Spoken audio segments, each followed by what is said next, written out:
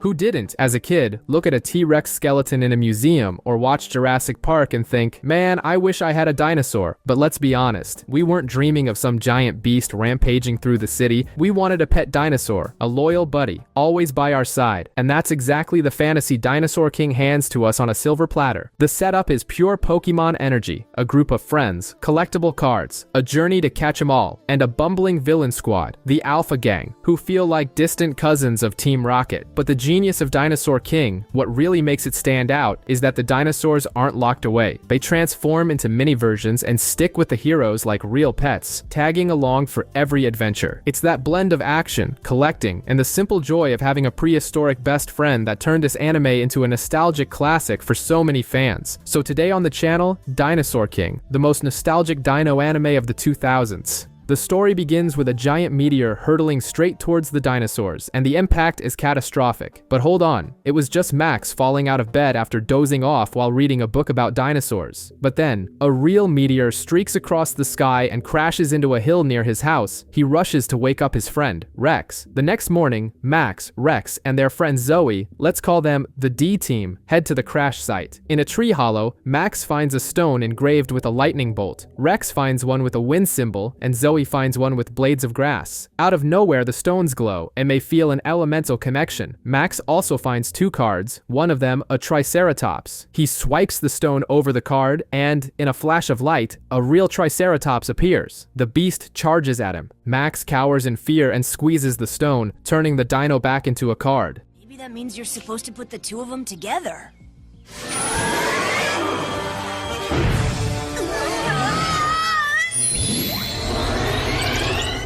He tries again, and this time, a miniature Triceratops pops out, acting just like a puppy and nipping him on the nose. Meanwhile, elsewhere, an army of Tyrannosauruses stampedes through a coliseum, but it's just a simulation run by Dr. Z, a villain who dreams of becoming the Dinosaur King. He's complaining that the simulation only has T-Rexes when a real T-Rex, Terry, bursts into the lab and starts chasing everyone. The Alpha Gang, Dr. Z's henchmen, use a device to shrink Terry, who ends up biting the seat of his boss's pants. Hilarious. Suddenly, their device beeps, detecting the Triceratops card. Back at Max's house, he names the mini dino Chomp. His father, Dr. Taylor, sees Chomp at full size and agrees to keep the secret, especially from Max's mom, who thinks the creature is just a unique-looking dog. The Alpha Gang is sent to capture the dinosaur, but the mission gets off to a bad start. Their submarine crashes into a ship and sinks. Meanwhile, the D-Team is playing with Chomp when Terry, summoned by the Alpha Gang, emerges from the water and attacks them. Dr. Taylor tries to capture him with a giant butterfly net and fails miserably. He tosses Max a device called a Dino Holder, which transforms Chomp into his giant form. The fight begins, but Chomp is losing. Then, Max uses the second card he found, an electric charge attack. Chomp wins, but is so exhausted that he also reverts to a card. The Alpha Gang retreats, and Dr. Taylor gives Dino Holders to Rex and Zoe. Suddenly, the three of them begin to glow and hear voices calling for help. Picking up where we left off, the voices of dinosaurs crying for help emanate from the D-Team's Dino Holders. As they puzzle over this, Dr. Owen, Rex's adoptive father, calls from a dig in Canada. He's found two more dinosaur cards, a Carnotaurus and a Parasaurolophus, and the symbols are a perfect match for Rex's and Zoe's stones. Meanwhile, at the villain's base, Dr. Z tries to create new move cards, but his makeshift equipment explodes in his face. To make matters worse, the housekeeper, Helga, shows up furious and orders him to clean up the mess. Over in Egypt, the capsule opens and releases a Spinosaurus. Back at Max's house, the gang sees the dino on the news. Their dino holders light up, displaying a map of Egypt with a red dot blinking over Giza. It's like Google Maps for dinosaurs. The Alpha Gang has already arrived, and Ursula finds the water stone. They summon Terry to fight the Spinosaurus. Back at the lab, Reese, Zoe's sister, figures out how to teleport the team to Egypt, but during the test run, only Max and Chomp are transported. Max appears right in the middle of the fight between Terry and the Spinosaurus. He almost grabs the Spinosaurus card, but the Alpha Gang is faster and snatches it. Chomp is summoned to fight, but Ursula revives the Spinosaurus, turning it into a 2-on-1 battle. Chomp is on the verge of losing when, in the nick of time, Rex and Zoe finally arrive, now with their new dino partners, Ace and Paris. Together, the trio defeats the Alpha Gang's dinos.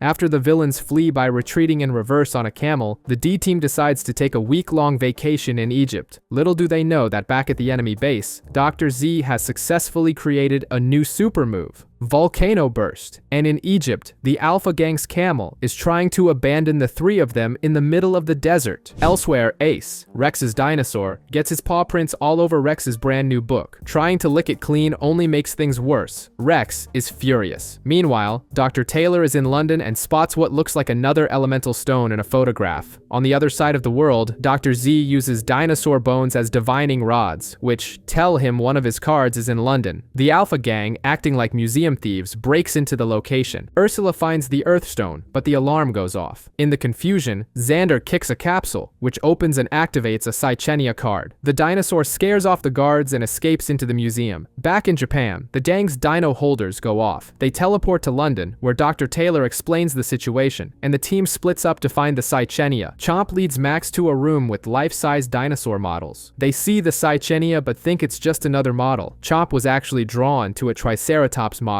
and the real Cychenia slips away again. At the same time, Zoe scolds Paris for eating the museum's plants, and realizes how scared the dinos get when they displease their partners. The problem is, the Alpha Gang finds the divided team and attacks in two simultaneous battles. Max helps Zoe defeat the Spinosaurus, but Terry overpowers Ace. Ursula nearly gets Ace's card, but Dr. Taylor saves him with a whip that looks like a lizard's tongue. Luckily, the Cychenia appears, drawn by bait Dr. Taylor set up, and distracts Ursula, but the poor thing is quickly defeated by Terry, and Ursula claims its card, naming it Tank. I not only captured Tank, but I have the stone tablet as well.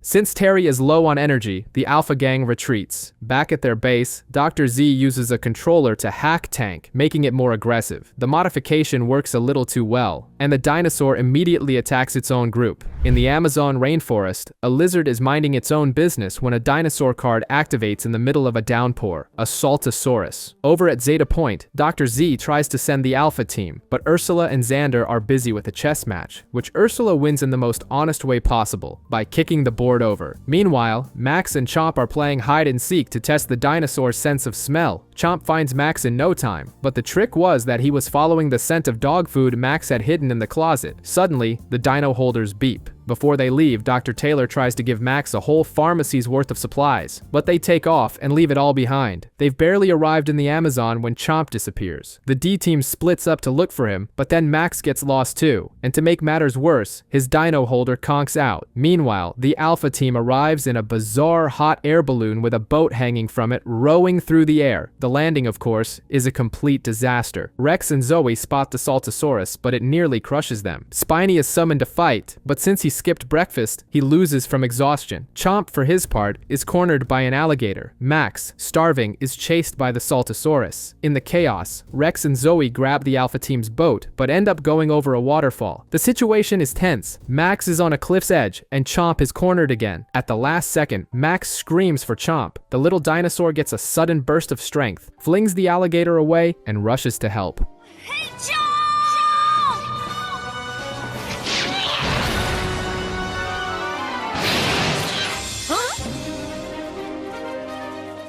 Max's dino holder starts working again, and he summons the full-size Chomp, who defeats the Saltosaurus but then faints from exhaustion. In the end, they discover the Saltosaurus wasn't after Max at all. It was just following the little lizard from the beginning of the episode. Back home, Dr. Taylor tries to play biologist, but Max is more interested in dinner. Near the Great Wall of China, a wildfire activates a Carcharodontosaurus, which arrives with a fire cannon move card and incinerates part of the forest. At Zeta Point, Xander is testing some super jumping shoes and is obviously destroying the room. The Alpha team is sent to China, but they end up on hang gliders, which are destroyed by a flock of birds. Plan B, the jumping shoes. Meanwhile, Rex finds an ammonite fossil, but Chomp and Ace, in a rowdy mess, make him drop and shatter it. The feud between Rex and Max is on. Back at the lab, Rex is trying to glue the fossil back together, still not at Max, when the dinosaur alert sounds. In China, the D team arrives, and Zoe immediately humiliates Ursula by pronouncing the dinosaur's name perfectly. The Alpha team takes a cable car, which is promptly crushed crushed by the Carcharodontosaurus. They escape by bouncing out of its mouth thanks to the shoes. A fire cannon blast hits the Great Wall, and Zoe gets trapped in the rubble. Chomp tries to help, but the pile of rocks is unstable, and he has to hold it all up to keep it from collapsing. Fed up with the boys fighting, Zoe tells them to work together. Max and Rex call a truce. Ace will keep the fight at a distance while Max tries to rescue Zoe. The battle is insane. The Carcharodontosaurus is incredibly strong and knocks out Terry, who reverts to a card. Now, the beast turns on the D team. Rex has a brilliant idea. The dinosaur's giant jaw is also its weak point. Ace rushes in and holds the Carcharodontosaurus's mouth shut, just as it unleashes another fire cannon. The attack backfires and the beast is knocked out. Its biggest weakness.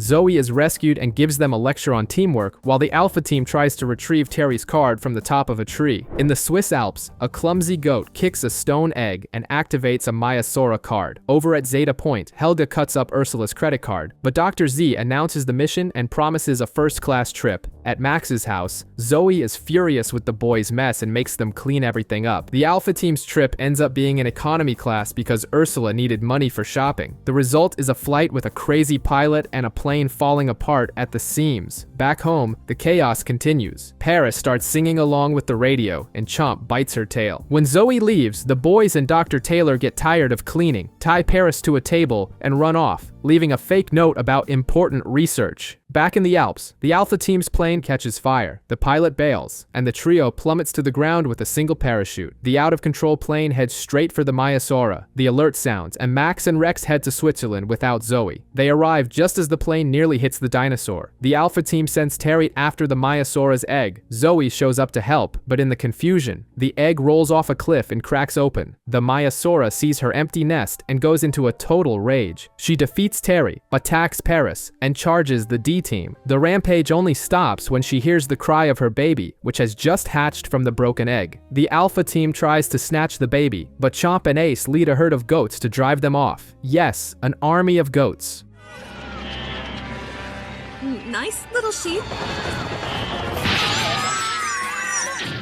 With everything calm, the Maiasaura asks to be turned back into a card, along with her baby, and Zoe obliges. In the end, back home, there's no escape. Zoe makes the boys and Dr. Taylor do the cleaning for real. Zoe is hooked on a game show called Gobble Gobble Brain Boggle, and the next topic is dinosaurs. Since Zoe has a crush on the host, Max wants a golden Triceratops statue, and Dr. Taylor has his eye on the $1 million prize. The D team signs up immediately. Meanwhile, Dr. Z tries to train the Alpha Gang to win the money, but the training is a joke, involving bungee cords that don't even let them reach the buzzer. To make matters worse, their helicopter runs out of gas over the ocean. At least the low fuel warning light worked. At the studio, the D team is stopped because pets aren't allowed. They leave the dinos in a dark corner, but of course, the little guys escape. Soon after, the Alpha Gang arrives dressed as kids, claiming they're from the South Pacific Alpha School and just turned 13. The host, Tawny K, buys the whole story, even the excuse that they're tall because of the hot air in their region. Things go sideways when Chomp and Ace wander onto the set of a TV show called Dino Troopers and are mistaken for dogs in dinosaur costumes. The result? They end up in a cage. On the game show, the Alpha Gang starts cheating blatantly, but the chaos escalates. A special effects wind machine on the Dino Trooper set activates a Utah Raptor card. Dr. Z sends a rocket-powered remote control to the Alpha Gang to capture the dinosaur. Ursula and Xander intentionally miss their buzzers so they can be swallowed by the set and escape. Max and Rex do the same. The Utah Raptor runs wild, crashing through a samurai film set, a mystery show set, and even a cooking show. On the roof, the Alpha Gang captures the Utah Raptor with Tank and uses it against Max and Rex. The fight spills onto the game show stage, where Chomp and Ace finally defeat the Utah Raptor, but then Ed slams the buzzer and yells, "How did they defeat our Utah Raptor?" giving the correct answer and the win to the Alpha Gang. They flee with the cash, while a bewildered Tommy K ends the show. In the end, their getaway remote explodes, and the D team is left with just the card, disappointed in their loss, and the not-so-cool host. On Zeta Point, Dr. Z is trying to punish the Alpha Gang with electric batons, but a real lightning bolt strikes the base and fries all the circuits. Instant karma. Far away, at Max's house, Chomp is sick, licking his paw and refusing to eat. He's taken to the clinic of Dr. Drake, Zoe's dad, who now knows the secret of the dinosaur. dinosaurs. The diagnosis is quick. If Charp didn't try to bite the vet, then things must be serious. Meanwhile, in Hawaii, a storm activates a Styracosaurus card. On Zeta Point, Dr. Z forces Xander and Ed to generate power on a giant hamster wheel. At the hospital, Dr. Drake tries to give Charp a vitamin shot with a two-handed needle bigger than the dinosaur itself, but Max convinces him to use chewable vitamins instead. Just then, the dino holder beeps. The D-team teleports to Hawaii and is nearly trampled by a stampede of cows, followed by the Styracosaurus, but the giant stops and, instead of attacking, starts licking Chomp. They become instant best friends. The Styracosaurus even helps remove a thorn that was stuck in Chomp's paw. With their new friend being so cool, the team decides to research dinosaur interaction. In other words, take a vacation and go surfing. During this time, Rex discovers that Ace is afraid of water.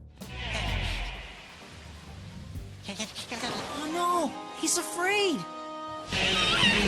The peace is shattered when the Alpha Gang shows up to ruin everything. Terry and Spiny attack the Styracosaurus, which is defeated and captured. They flee with the card, leaving Chomp heartbroken. But all is not lost. Max finds the Styracosaurus's move card, Lightning Spear, and vows to rescue Chomp's new friend. On Zeta Point, the Alpha Gang gets a kiss from Dr. Z as a reward and is forced to cook since Helga forgot the recipes due to the power outage. An Ankylosaurus is activated in a subway tunnel under construction, but the poor thing just wants to sleep and ends up getting buried. The construction noise wakes up Rex, who is in a foul mood and picks a fight with Max, calling him clueless. Little does he know, the Ankylosaurus was awakened by the same noise and bolted, terrifying the construction workers. The D-team heads for the signal, while the Alpha Gang, already there, ends up scaring the Ankylosaurus again. In the middle of the search, Dr. Taylor decides to take advantage of a camping gear sale, but comes face to face with the furious Ankylosaurus, which demolishes the store and retreats into the tunnels. Max and Zoe follow one way, while Rex and Ace go another. The Alpha Gang blocks Max and Zoe's path with a burst pipe. Meanwhile, Rex and Ace take a subway train to search, but end up falling asleep. They're jolted awake when the train screeches to a halt. The Ankylosaurus is sleeping on the tracks. The Alpha Gang arrives with a radio blasting at full volume, which drives the dinosaur crazy. In the confusion, Rex drops his dino holder out of the train. The Alpha Gang summons Tank, who starts fighting the Ankylosaurus but is soundly beaten by the dino's mole attack. The whole brawl moves onto a bridge, where the noise of sirens and horns makes the Ankylosaurus even more agitated. In a move worthy of a quarterback, Max throws the dino holder to Rex, who finally summons Ace. The fight is intense. Ace takes a beating, but Rex uses a new move card. With the Cyclone attack, Ace launches the Ankylosaurus into the air, knocking it out. The D-team gets the Ankylosaurus card and the mole attack card. With the dust settled, Rex and Max make up. High up on an antenna, the Alpha Gang can only watch their defeat until the antenna breaks and they plummet. Finally, Rex gets some sleep, while Dr. Taylor sets up his new camping gear in the backyard. We cut to Zoe, or rather Paris, ruining Reese's favorite scarf. To fix the blunder without having to apologize, because, you know, it's Reese, Zoe drags the D-team to the mall to buy a cheap knockoff. Meanwhile, in the Alpha Gang's lair, Rod and Laura are humiliating Ursula and Xander in a video game they created themselves, featuring an eagle crushing an albatross 97 times in a row. Ed, on the other hand, is conducting top-secret research, which is really just him binge-watching a reality show called Next Supermodel Survivor. Dr. Z shows up and notices that one of the guys on TV, some dude named Jonathan, is the pilot who abandoned them in the Alps. And the best part, the guy is holding a book full of dinosaur cards. On the subway, Zoe confesses the real reason for the trip to Max and Rex, and they agree that buying a new scarf is safer than facing Reese's wrath. At the mall, Chomp attacks a giant Gundam-style robot, and Ace goes after a Michelin Man figure, but Zoe tells them to cool it. Zoe spots Jonathan and Rex to test if the cards are real, summons a Ceratosaurus in the middle of the mall, though he recalls it quickly. Too late, the Alpha Gang saw everything. When the D-team tries to negotiate for the book, the Alpha Gang appears and tries to buy it out from under them, but Jonathan, being a good guy, decides to give the book to the D-team. The Alpha Gang doesn't take no for an answer, snatching the book and making a run for it. A citywide chase ensues. The Alpha Gang tries to disguise themselves as mannequins, but Ed lets out a burp and gives them away. During the escape, Xander slips on a banana peel, a classic, and Zoe grabs the book. But the chase isn't over, and Zoe finds herself cornered. She hides the book in a fountain, but the Alpha Gang summons Terry. Zoe calls out Paris. Max arrives with Chomp, and in the middle of the fight, Zoe finds the Metal Wing card on the ground, securing their victory. Even so, the Alpha Gang manages to get the book back and escape.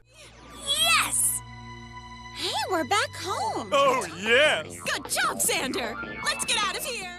In the end, they were only left with one card, and Reese reveals that the scarf was from the clearance rack and she knew all along. A Suchomimus card is activated in Monaco, and the creature starts devouring all the local fishermen's catch. Speaking of eating, at Max's house, Chomp and Ace are plowing through all the dog food. Over in Monaco, the Alpha Gang is already in trouble. Ursula spent all their money, sold their return tickets, and even Xander and Ed's clothes, all for a pair of royal sunglasses, which are probably fake. When the D-Team arrives, they're met by a group of angry fishermen, ready to fight the sea monster. The problem is, their dinos look like the monster in question. So the head fisherman locks the team on a boat and confiscates their dino holders. Luckily, Dr. Taylor calls Max's dino holder and convinces the fishermen to give the kids a chance. Rex is chosen to go after the Suchomimus with Ace, since he's the fastest. Meanwhile, the Alpha Gang finds the Suchomimus at Monaco's famous aquarium. The dino is just swimming in the giant tank and eating fish until it shatters the glass and escapes, flooding everything. The fisherman, now driving a truck full of fish, uses the cargo as bait to lure the Suchomimus. The plan works, and an insane chase begins. Xander summons Spiny, who joins the race. Spiny tries to cheat by taking a shortcut across the rooftops, but Ace intercepts him, grabs him by the throat, spins him like a top, and hurls him into the bay. Out of commission, but the Suchomimus takes advantage of Ace being tired and attacks him. With his remaining energy, Ace uses the Cyclone move and defeats the Suchomimus. Cyclone!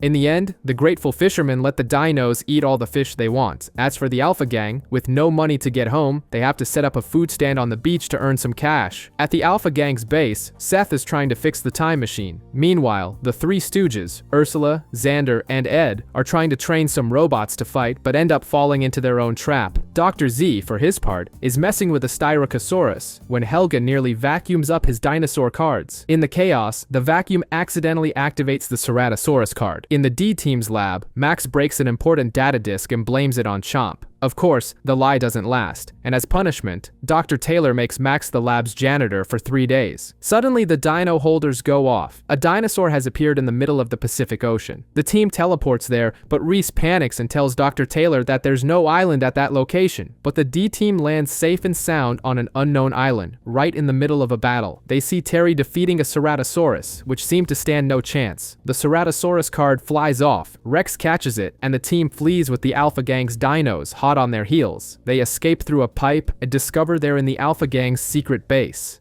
Check it out! The mark of the Alpha Gang! We fell right into their secret headquarters!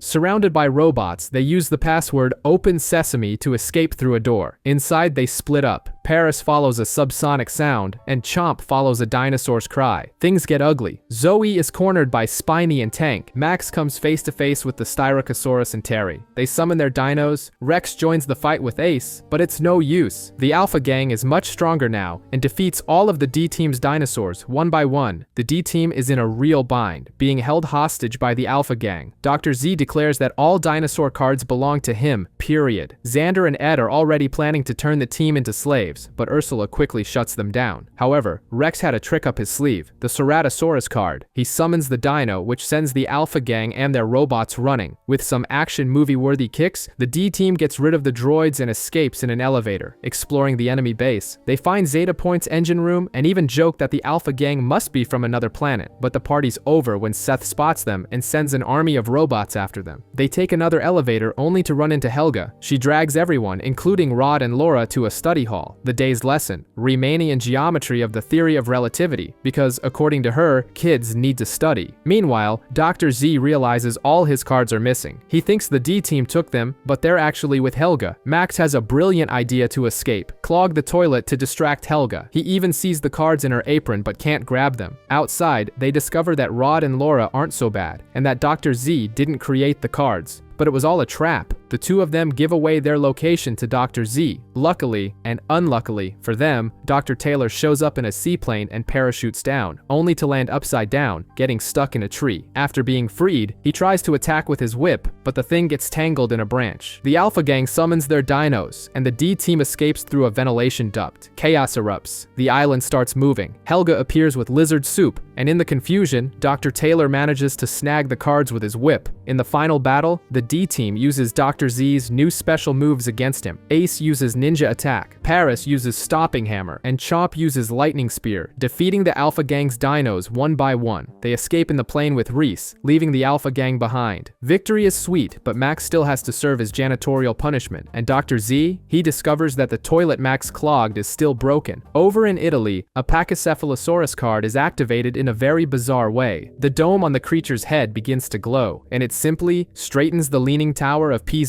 You heard that right. Meanwhile, the D-Team is in line to buy a limited edition pudding when they see the news on TV. So much for pudding. Mission first. On Zeta Point, Dr. Z reveals that this is one of his secret dinosaurs, which he raised from an egg and even fused a special move into its skull. And the best part, he's going to retrieve his son personally. At the D-Lab, Dr. Taylor and Reese are puzzled by the light on the dino's head as the D-Team teleports out. Dr. Taylor, of course, takes the opportunity to try and get that pudding. The Alpha Gang is also on its way to Rome, but their speedboat breaks down and they crash into a whale. Incompetence is their middle name. The D-Team arrives, spots the dinosaur, and borrows 3 bicycles to pursue it. The Pachycephalosaurus is super fast and strong, quickly losing them. Apparently, it's chasing the sun, or anything that reflects light. Dr. Z tries to have a touching reunion, but the dino is only interested in breaking a window that was reflecting sunlight. To add to the comedy, Ed and Xander stick their hands in the mouth of Truth to get Tank's card and get them stuck. The chase ends at the Roman Colosseum, where a 3-way battle breaks out.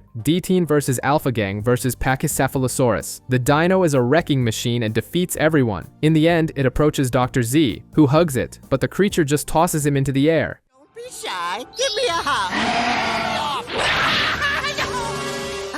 Dr. Z? It climbs the Colosseum, leaps, and fires a laser beam into the clouds, draining all its energy and turning back into a card. Ursula tries to get the card by using marbles to trip up the D-Team, but Dr. Z falls from the sky right on top of her. In the confusion, Max gets the card. In the end, Dr. Taylor manages to get the last pudding, but it falls on the ground, and the team's dinos eat it all. Nobody won this one. At the Arctic hot springs, a fisherman thinks an ostrich egg, actually a dinosaur capsule, has fallen into his pot and tosses it on the fire. Bad idea. An Acrocanthosaurus awakens. Conveniently, the D-Team, Dr. Taylor, and Reese are vacationing in the same place. Dr. Taylor has imposed a silly rule. Anyone who says the word dinosaur gets a marker scribble on their face. After the game, they lock all their valuables, including their dino holders, in a safe and go relax in the hot springs. The problem? The Alpha Gang is also there, and with all the steam, no one notices the other's presence.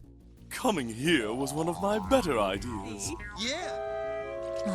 This water is heavenly. The Acrocanthosaurus appears, and panic ensues. The D-Team rushes to get their gear, but Dr. Taylor has lost the safe key in the sand. Meanwhile, the dino continues its rampage across the island, and then swims towards Devon Island, as if remembering something. It's a rather sad moment. It seems to be looking for its old home. The D-Team decides to go after it at night, despite small earth tremors. When they arrive, they find the dino next to 2 Acrocanthosaurus fossils, one of them a juvenile. It was revisiting its family. The sentimental moment is interrupted by the Alpha Gang, who appear with Terry and defeat both Chomp and the Acrocanthosaurus. They grab the card and then get scalded by a geyser. Serves them right. The volcanic eruption everyone feared was just on the virtual battlefield. The real volcano has been dormant for 100 years. Max vows to get the Acrocanthosaurus back. And Dr. Z, he's all excited to use his new Alpha Supercontroller on the Acrocanthosaurus, but in the process, he manages to set his own beard on fire. It seems genius has its limits. A fire-breathing Acrocanthosaurus is attacking the city. As a news helicopter films the chaos, Chomp and Paris try to take the beast on, but they don't even stand a chance. 6 hours earlier, at Zeta Point, Dr. Z finishes his new Super Alpha controller, which explodes a little in the process, but it works. He uses it on the Acrocanthosaurus card, declaring the dino is now insanely powerful, and hands it over to the Alpha Gang to recover all the cards. He's so confident that he even gives the trio's main dinos the day off. Meanwhile, the D-Team is on a camping trip that turns into a slapstick comedy. Chop knocks the tent over onto Ace, who runs around in a panic and falls into the sea, proving he hates getting wet. Later, the fish Rex caught goes flying onto a cart. Ace tries to grab it but ends up pushing the cart into the barbecue grill, which sends hot coals onto the tent. The result? Everything catches fire and the dino holders get barbecued.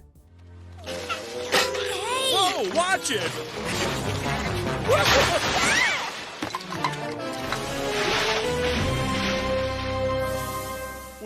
Back at the D-Lab, Reese starts repairing the dino holders, saying it will only take an hour. Since Max and Rex are arguing over who should be fixed first, she, out of spite, starts with Zoe's. Serves them right. As night falls, the Alpha Gang arrives in the city and summons the Alpha Acrocanthosaurus. The creature really loves fire and starts burning everything in sight. It steps on the asphalt and melts the ground. They try to make the dino stop near a gas station, but the controller fails. The beast stops, the Alpha Gang celebrates, and then the gas station explodes in a giant fireball. The explosion gets the D-Lab's attention. Max goes to investigate and finds the Acrocanthosaurus wreaking havoc. Zoe arrives with her repaired dino holder and tries to fight with Paris, but she's quickly defeated. Chomp loses too, but not before knocking the Alpha Gang into the water. This causes the Super Alpha controller to explode, making the dino even more furious. To save the day, Rex shows up with just the Windstone and finally defeats the Acrocanthosaurus. To wrap things up, a furious Dr. Z calls the Alpha Gang, throws a wrench at the screen, and for some reason, Ursula's scanner explodes in her hand. An Altarinus card is activated in Brazil, right in the middle of the Ole Festival, where a soccer tournament is taking place. At Max's house, he and Rex are in a heated fan argument. Max is rooting for star player Ricardo's Team Ole, while Rex supports Team Euro. Zoe couldn't care less. She's only interested in Deckham, Team Euro star. The argument is interrupted when the dino holder beeps. Meanwhile, the Alpha Gang is already in Brazil, infiltrating the Carnival parade as an Egyptian princess and two sphinxes. To get a better view, Xander has the brilliant idea of climbing onto a giant King Kong parade float. The D-Team arrives and splits up. Max goes to fangirl over Ricardo's bus, and Zoe goes after Deckham. Since she doesn't have any paper, she asks him to sign Paris. Yes, her dinosaur. The Altarinus appears out of nowhere, destroys the King Kong float, and causes a panic. Ace is summoned to fight, but the Alpha Gang's Spiny interrupts. Ace defeats Spiny, but the Altarinus takes advantage of the confusion and disappears. The creature has hidden in a float warehouse and taken a nap. Meanwhile, Max convinces the gang to play soccer with some local kids. The Altarinus wakes up, finds a giant soccer ball made of grass from another float, and starts playing, heading straight for the stadium. There, the Altarinus tears up the grass ball and starts freaking out. The D-Team tries to fight, but the Alpha Gang arrives and throws a special soccer ball into the arena, which is actually made of Alpha droids. Terry joins the fray and defeats both Chomp and the Altarinus. As they're escaping, Max pulls off an amazing trick shot, kicking a real soccer ball and taking down the Alpha Gang's helicopter. Back at home, Zoe decides she's never washing Paris again, so she won't wash off Deckham's autograph, frustrating Reese's plans to study the effect of ink on dinosaur skin. In Bali, sparks from a torch activate a Daspletosaurus card. The dinosaur devours an entire buffet table near a tourist show, but unbelievably, no one notices. The next morning, the Alpha Gang is lost in the jungle looking for the creature. They conclude that if they haven't found it, it must not exist. Little do they know, the Daspletosaurus calmly walks past them unnoticed. At Max's house, Zoe is trying to teach Paris to sing with terrible results. Chomp loves it and tries to sing along, but Ace has been on edge for days. The gang figures it's stress from being a cooped-up dinosaur. A new dino signal leads the D-Team to Bali. There, the Daspletosaurus has already scared off a tour bus. The Alpha Gang hears about the dino and offers their services as dinosaur hunters, just to get a luxury stay at a hotel. The D-Team ends up at the same hotel. Their dinos escape, raid the buffet, and get on stage during a Balinese dance show. They start dancing and singing with the performers, who just roll with it. The D-Team is relieved to see they're finally de-stressing. Just then, the Daspletosaurus appears and scares the audience, but the singers keep going. The music hypnotizes the beast, which starts dancing too. The party is interrupted when the Alpha Gang attacks with Tank. The Daspletosaurus gets angry, wrecks Tank, and turns on the D-Team. Paris and Chomp start singing again and calm the beast. Tank returns to the fight and defeats the Daspletosaurus, but Chomp and Ace get their revenge and finish her off. In the end, the hotel manager hands the Alpha Gang the astronomical bill, and they, of course, make a run for it to avoid paying. Back home, the three dinos won't stop singing, giving Max and Rex a massive headache. Yeah, well, All three of them are good, I guess.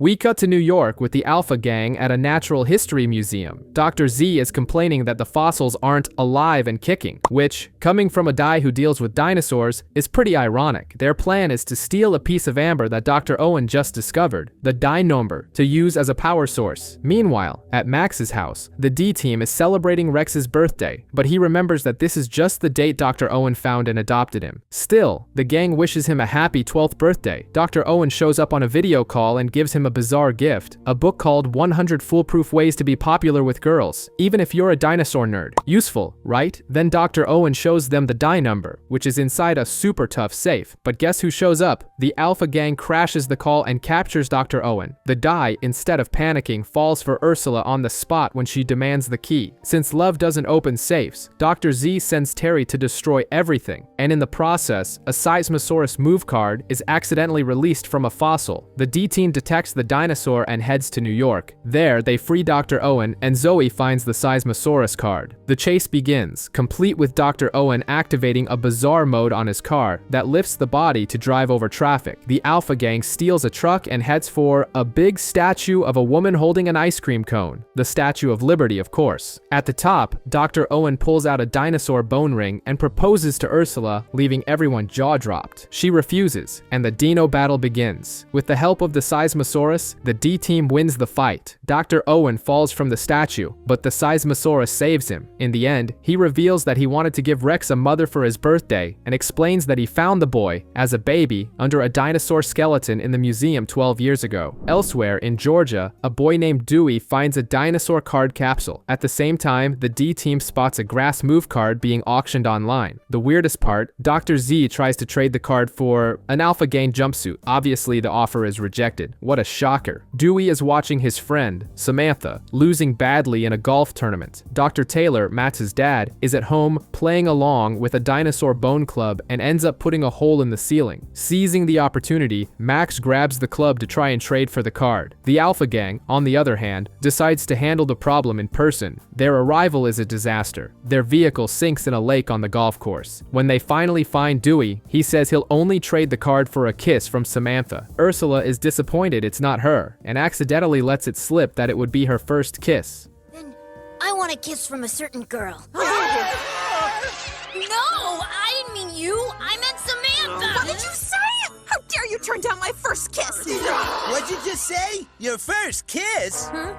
The gang tricks the boy and gets the card, but they forget the Alpha Scanner and an Altarinus card with him. Now armed, Dewey decides to help Samantha by using the dinosaur to scare off the other players. The D team detects the signal and heads over. The Alpha Gang captures Samantha to force Dewey to return the scanner, but he throws the device at the Altarinus' head, which then turns on them. The dino battle starts and Ursula uses a stolen move, Super Impact, which summons a Supersaurus, but the attack goes wrong and hits one of her own dinos. Zoe joins the fight with the Seismosaurus. The D team wins, and Samantha, her confidence restored, drives the villains off by pelting them with golf balls. In the end, Dewey gives the cards to the D team, and Samantha wins the tournament. The Alpha Gang is exploring some caves in Japan, and thanks to Ed's clumsiness, they end up buried in a rock slide. To get out, Xander and Ed use their usual trump card, calling Ursula Old Lady. Her rage is so intense that she blows up the rocks, freeing everyone and accidentally activating a Euoplocephalus card that was nearby. The dino sneaks away, and of course, no one notices. Meanwhile, the D team is on a school field trip to the same caves. Their overly enthusiastic teacher, Michelle, asks Zoe to sit with the new student, Amy, to help her make friends. We find out that Amy loves lizards, and that the teacher snores like a tractor. At lunchtime, the starving Alpha Gang steals teacher Michelle's food, which leads to an exchange of barbs about who is older between her and Ursula. In the middle of the confusion, Amy runs off after a lizard and comes face to face with the Euoplocephalus. It turns out the dinosaur is super chill and just wants to stay away from noisy people, a true kindred spirit. The D team goes after Amy and the dinosaur signal, and Max's instinct leads them right to her. Soon after, the Alpha Gang shows up and summons Spiny. The entire school class arrives, sees the dino brawl, and runs for it as the cave ceiling starts to collapse. After a tense fight, Spiny defeats the Euoplocephalus, but Max manages to grab its card. Zoe then summons Paris, who thrashes Spiny and sends the Alpha Gang flying. In the end,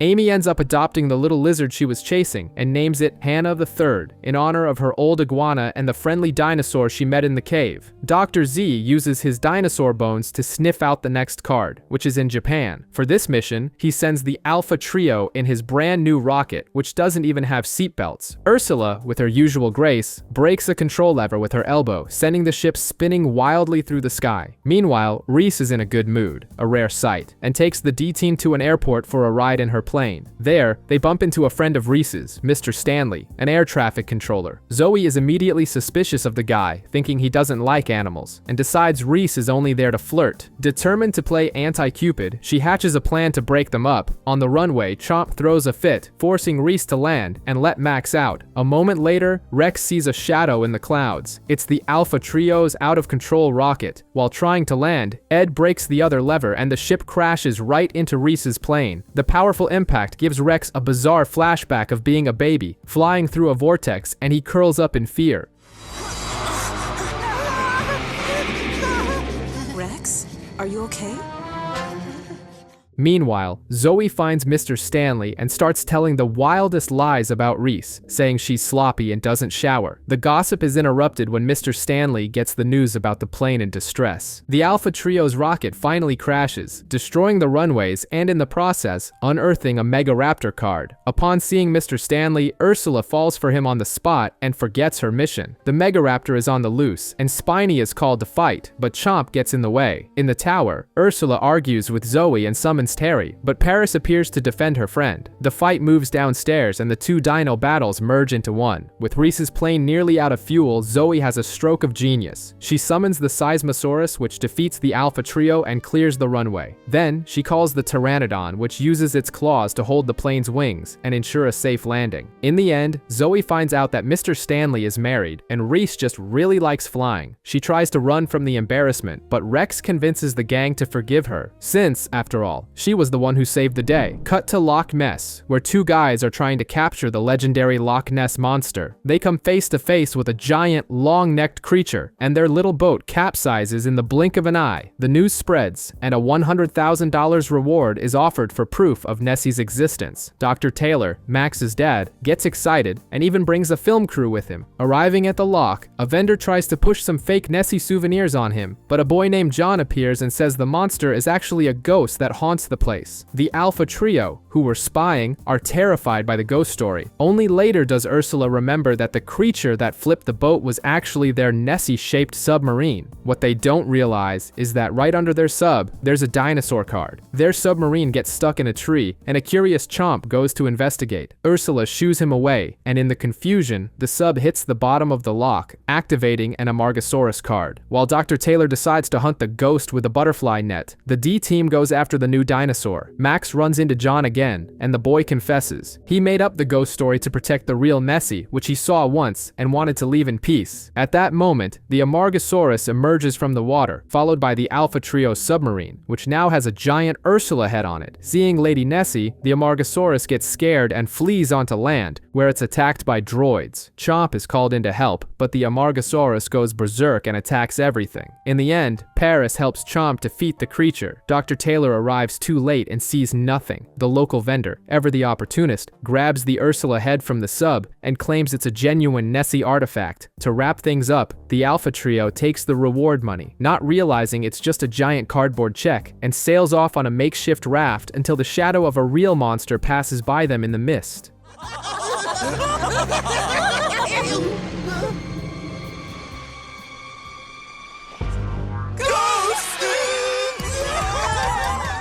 This time, the Alpha Trio is on vacation in Paris. Ursula lied to Dr. Z, claiming a dinosaur had appeared there just so she could go shopping. While she's maxing out the credit card, Xander and Ed are forced to carry her bags. On the other side of the world, Zoe sees the trio on TV and immediately knows something is up. Dr. Z also discovers the lie and calls them furious. But with movie-like timing, a lightning bolt strikes a tree and activates an Ankyceratops card right there. Now there's a real dinosaur in Paris, and Dr. Z pretends the call dropped to avoid scolding them. The D-team teleports over and finds the entire city in a dinosaur fashion craze. Chomp gets confused and starts chasing a cat dressed as a Cychinia. To make matters worse, Max's dino holder malfunctions, and he can't recall Chomp. The poor Anchiceratops is lost in the city. It wanders onto a horse race track and then gets into a truck full of dinosaur models. Ursula, still in tourist mode, decides to go to a fashion show, and the Anchiceratops ends up appearing right in the middle of the runway. Luckily, Chop manages to get it out of there. They hide under a bridge and run into Jonathan, who is now a street painter and uses the two dinosaurs as his canvas. After escaping the crowd, they emerge near the Arc de Triomphe, where the Anchiceratops gets stressed by the traffic and starts attacking the monument. Chomp leads the Anchiceratops to a quiet park near the Eiffel Tower. To calm the beast down, the D-Team improvises some dinosaur headbands. The piece is short-lived as Spiny appears to attack. Max's dino holder suddenly starts working again, and Chomp joins the Anchiceratops to defeat the enemy. Back home, Reese explains that Max's device had simply rebooted. Dr. Z forgets all about the incident because he got a dinosaur costume, but Helga is furious she didn't even get a t-shirt. The Alpha Gang is on a mission in a dirigible to invade a mine and steal all the alpha metal they can find. But the engine starts overheating, and to avoid crashing, they have to throw the alpha droids out and make them go on foot. It doesn't help much. The airship smashes into the mine entrance and sends the gang straight into an elevator, which takes them to a tunnel where they find a water move card. They think they've hit the jackpot. Meanwhile, the D-Team is on their own excavation. Max finds a trilobite fossil, and Dr. Taylor gives a little lesson on the first Futabasaurus fossils. Zoe tries to be a rock climber, slips, and sprains her ankle. Just then, the dino holders beep with a new signal. They leave Zoe behind and go to investigate. In the mine, they run into a Cychenia digging tunnels and a Spinosaurus rolling boulders. They know what this means: the Alpha Gang's dinos. Ursula orders Spiny to attack, but the Alpha Gang has a new trick up their sleeve: a super powerful move card that summons a Futabasaurus. The creature is so strong it defeats the D-Team, but it gets injured in the process and vanishes. The team retreats to a safe spot. Max's mother tells Zoe to stay put, but of course, she doesn't listen. She limps out and finds a fisherman who accidentally hooks the Futabasaurus. The dino frees itself, and Zoe uses nature's blessing to heal its neck, becoming best friends instantly. It even lets her ride on its back in the lake. Back at the mine, the Alpha Gang thinks they've found a giant rock of pure alpha metal and calls their dinos back. But the Futabasaurus is so far away that its card ends up in Zoe's hands. The giant rock, in reality, starts rolling down the hill and chases the trio out of the mine, taking out the alpha droids like bowling pins. In the final battle, the Futabasaurus decides to switch sides and, on its own, defeats the Alpha Gang's dinos, even though it defeats itself in the process. The D-Team recovers its card. In the end, Dr. Z finds out the giant rock only had a marble-sized piece of alpha metal. Disappointed, he uses the gang as actual bowling pins. The Alpha Gang tries to catch those giant checks they won in previous episodes, only to find out they're worthless. The result? They're kicked out of the bank and are flat broke. To make matters worse, Helga is serving gravel soup for dinner. Life isn't easy. Meanwhile, the D-Team is walking through the city when a bank alarm goes off. And who comes running out? 4 perfect lookalikes of the Alpha Gang, except their guns shoot confetti and streamers. Max summons Chomp, who hurls their getaway car, of the W Beetle, through the air, and the thieves flee without the money. At Zeta Base, the real Alpha Gang sees it all on the news, and Dr. Z, of course, comes up with an evil plan. The original Alpha Gang finds their doppelgangers and pulls a fast one, claiming to be their long-lost siblings. Both gangs discover they're broke, but the fake Dr. Z hatches a plan when he sees the real Dr. Z's flying transport. Both groups head to Las Vegas. The fake Dr. Z gives the real Dr. Z a disguise, a pink dress, and a toy gun in exchange for the Alpha scanner. The plan goes wrong immediately. The lookalike tries to summon Terry, but only gets the miniature version. Then they pull out their guns, which, to no one's surprise, only shoot confetti. The real Dr. Z snatches the scanner back and summons the giant Terry. The D-Team arrives, and things get serious. Inside the vault, Dr. Z reveals the truth. The siblings' story was just a ploy to use the lookalikes to steal the cash. Outside, the D-Team defeats the Alpha Gang's dinos, while the two gangs argue over who robbed the money more fairly. In the midst of the chaos, the Pteranodons grab the money and return it to the police. The lookalikes are arrested, and the original Alpha Gang escapes through a manhole, leaving everyone behind. The episode closes with the gang still lost in the sewer. The Alpha Gang is, once again, penniless. Helga puts everyone to work in the vegetable garden, because if they don't plant, they don't eat. But Syth has a brilliant idea. Use their collection of dinosaurs, which, by the way, have never appeared before, and never will again, to start a business and make money. Meanwhile, Aki, Max's mom, is showing Zoe old photos and reveals it's her wedding anniversary, but Dr. Taylor completely forgot. To jog his memory, the D-Team hatches a plan. Take the couple to a newly reopened dinosaur-themed amusement park. There's There's just one catch. The park belongs to the Alpha Gang and all the dinosaurs are real, from the roller coasters supported by a Supersaurus to the submarines mounted on Futubosauruses. The problem is, Syth warns Dr. Z that the dinos are starving and the mind control devices are about to fail. In the middle of a roller coaster ride, Dr. Taylor sees the Ferris wheel where he proposed to Aki and panics. He forgot their anniversary and has no gift. Sure enough, the controllers start to fail and the park descends into chaos with hungry dinosaurs everywhere. Dr. Taylor saves Aki from a Styracosaurus using his whip, and the D-Team uses their chibi-form dinos to knock the control devices off the other dinosaurs. Reese arrives by plane to deliver the updated dino holders, and the team summons their full-size dinosaurs to clean up the mess. Rod and Laura show up to spoil the fun, summoning Terry and Spiny. The fight barely begins before it's interrupted by Helga, who arrives with the groceries. The Alpha Trio tries to escape in a rocket, which is actually a giant firework, and it explodes, of course. The night ends with Dr. Taylor and Aki on the Ferris wheel. He plays the same song on his harmonica from what he proposed in a very romantic moment.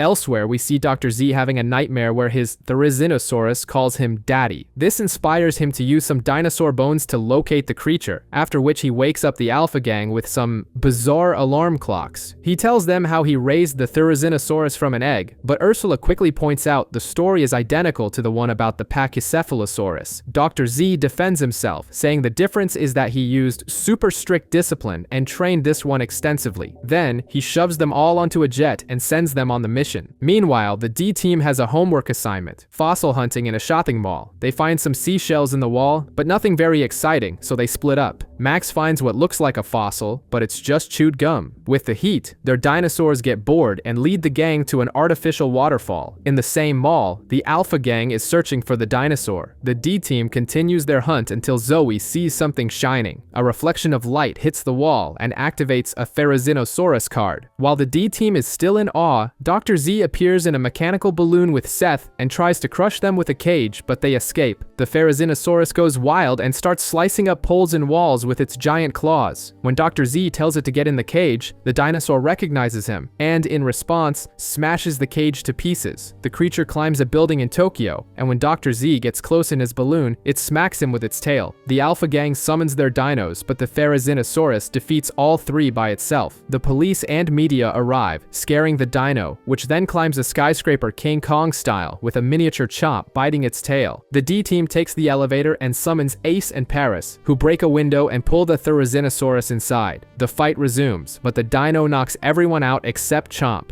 Dr. Z shows up again, but this time with a secret weapon. He reminds the Therizinosaurus of how they used to play tag. The plan works. They hug, but Dr. Z's weight unbalances the dinosaur, which falls out the window. Chomp tries to hold on, but falls too, turning back into a card. The Therizinosaurus protects Dr. Z in the fall and also turns into a card. The D-Team gets the card, and as a bonus, Zoe finds the creature's complete skeleton for her school project. Mission and homework successfully completed. The story takes us to Kenya, where poachers led by a guy named Ungaro capture a white rhino calf. At night, the calf's mother raids the camp for revenge, and in the chaos knocks over a lamp near a dinosaur capsule, activating a Torosaurus. The poachers, completely baffled, think it's just a giant rhino.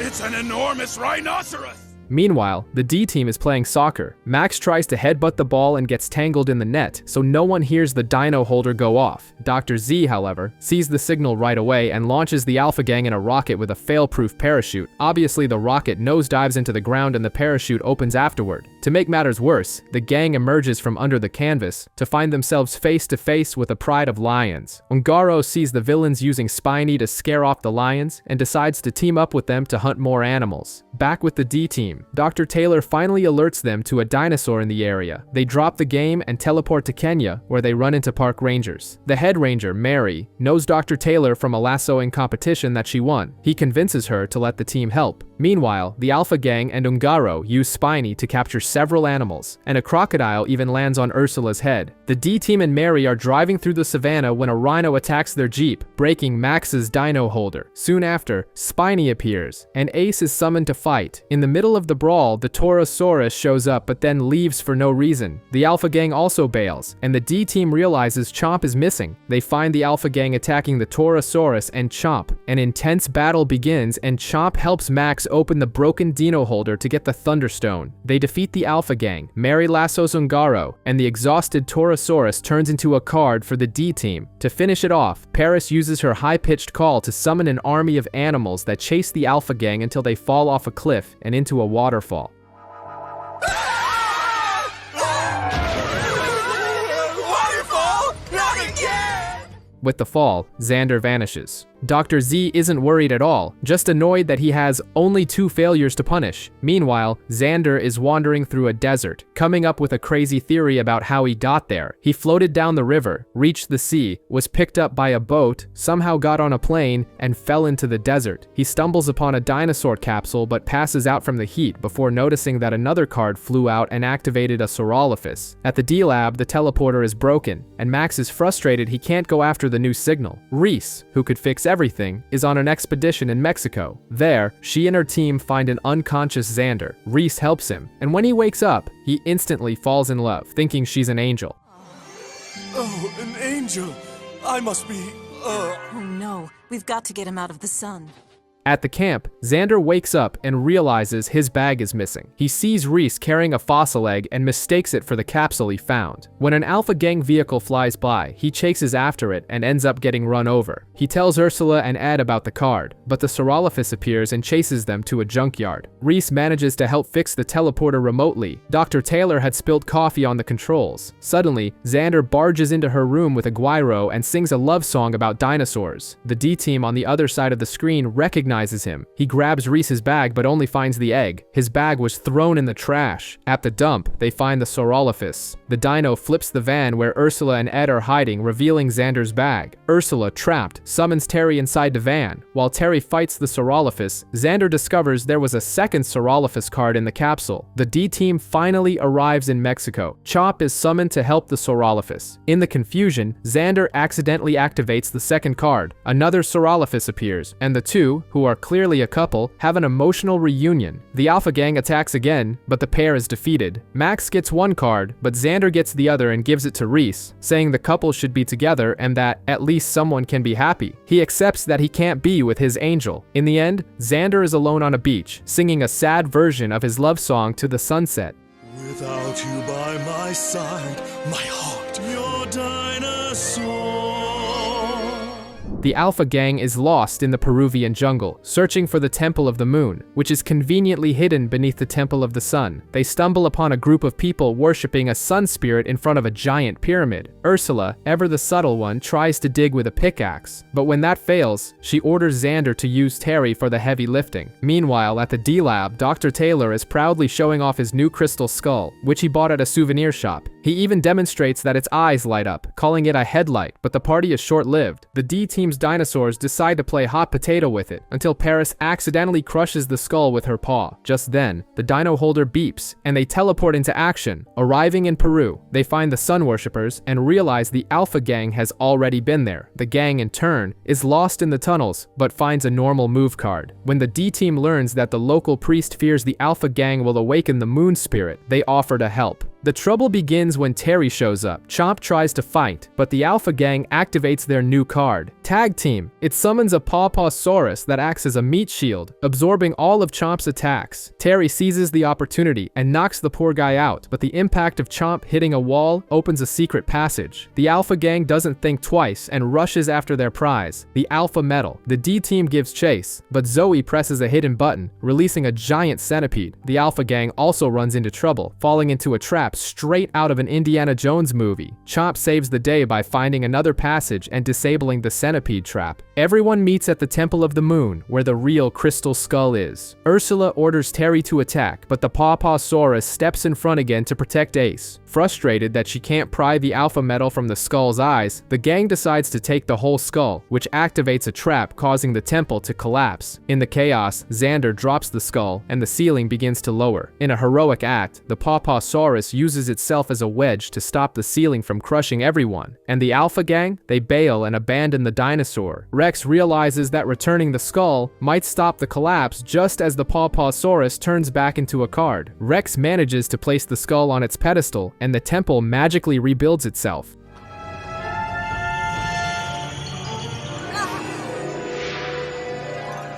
It worked! Whoa, that was close.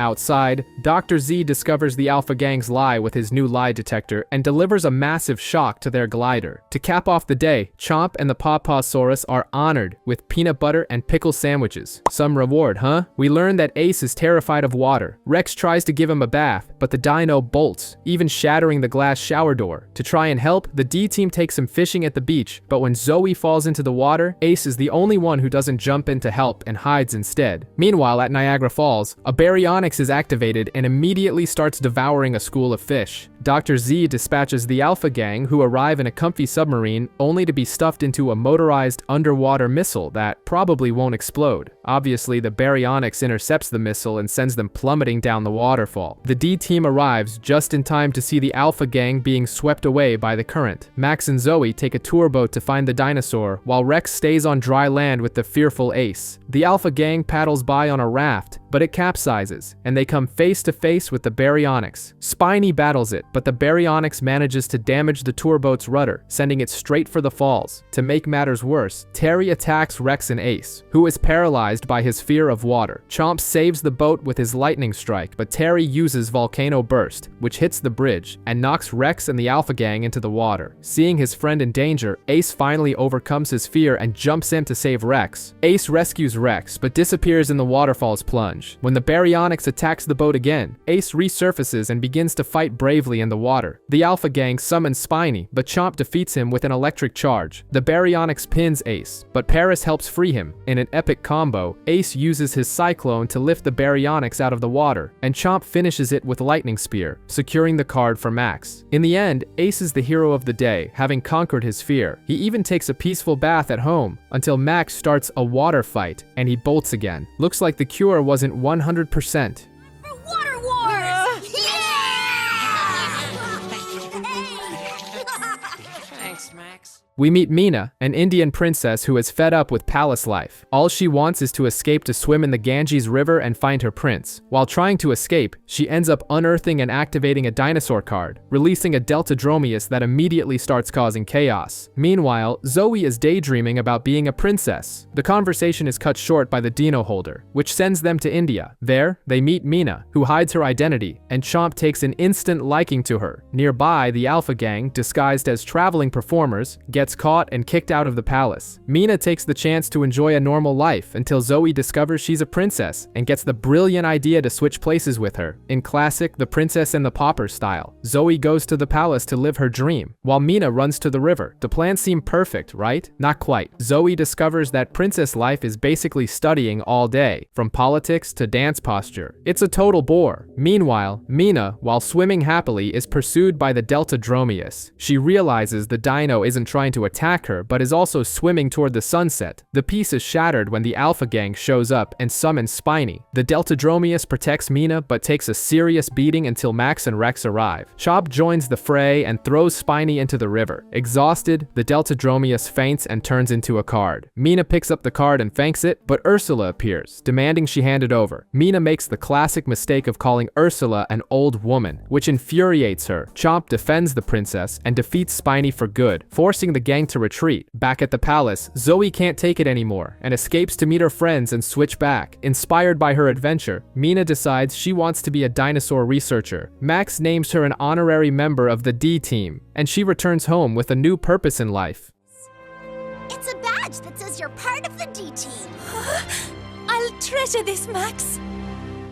The D-team accompanies Dr. Taylor to an archaeological site to see a dinosaur tooth, but it turns out to be just a pig's tooth. What a letdown. Not wanting to waste the trip, Max spots a sign for a theme resort, the Ninja Village. Once there, the kids and their dinos enter a series of wacky ninja challenges. They have to cross a river without getting wet, outrun rolling boulders, and walk on narrow beams. In the final challenge, a wall climb with a rope, only Max, Rex, and Zoe remain. Max wins after the other two fall onto a giant mattress. As a prize, a mysterious ninja master, who is just Jonathan in costume, gives him a scroll that says, "I love Dinosaur King." What a prize, huh? Meanwhile, Dr. Taylor is watching a ninja show when one of the actor's daggers reflects a light that activates a Day Nonicus card. And it's not just one, but a trio of ninja dinosaurs that appears. At Zeta Point, Dr. Z sees it all on the news and recognizes the creatures: Dino, Dano, and Sue, his secret dinosaurs. He explains that he trained them, which really means he worked them to the bone. Dr. Z decides to go with the Alpha Gang to retrieve his children. Max and Chomp try to pursue the trio, but the plan goes awry when Max forgets he's on top of Chomp and slams his face into a low-hanging archway. The Alpha Gang arrives in a rocket that crashes into a mountain, and to make matters worse, they get trampled by a crowd fleeing the dinos. It's just not their day. Chomp sniffs out the Day Nonicus to a well that leads to a fun house full of traps. From there, it turns into a Scooby-Doo-esque chase scene, with everyone running through the house, popping in and out of secret doors, and narrowly missing each other. Finally, Dr. Z finds his dinosaurs and, dressed as a ninja master, orders them to return. Their response? A direct attack. Xander calls Terry to defend his boss, but he's quickly defeated. Only through the power of teamwork can the D-team defeat the trio and get the card. The Alpha Gang retreats, with Dr. Z whining about where he went wrong as a father, foe, and Dr. Taylor, he's still lost in the funhouse. Sometime later, we cut to the Alpha Gang being chased across a bridge, only to get flattened by a Spiny. Another win for the D-team. Back at Zeta Point, Dr. Z has lost his patience. He demotes Ursula, Xander, and Ed to the rank of dogs, complete with a doghouse and chew toys, and launches them in a giant rocket to find more cards. The rocket, of course, crashes in the middle of Australia and activates an Iguanodon card. Meanwhile, at Max's house, Zoe is showing off a pet-carrying purse that her parents' store is selling. Max's mom takes the opportunity to embarrass her son, saying she used something similar for him as a baby. The conversation is cut short by the Dino Holder's alarm, a new dinosaur near Ayers Rock. In Australia, the Alpha Gang, with their scanner broken, finds the Iguanodon. The creature is super friendly, but only with Ursula. It even lets her ride it. While Xander and Ed want to capture it, Ursula feels a connection and decides to follow the dino. Back at Zeta Point, Dr. Z starts to feel a pang of remorse for being so hard on his team. The D-team arrives and goes for a tour of a wildlife park, which includes Chomp trying to get into a baby kangaroo's pouch. No, Chomp, that pouch isn't for you.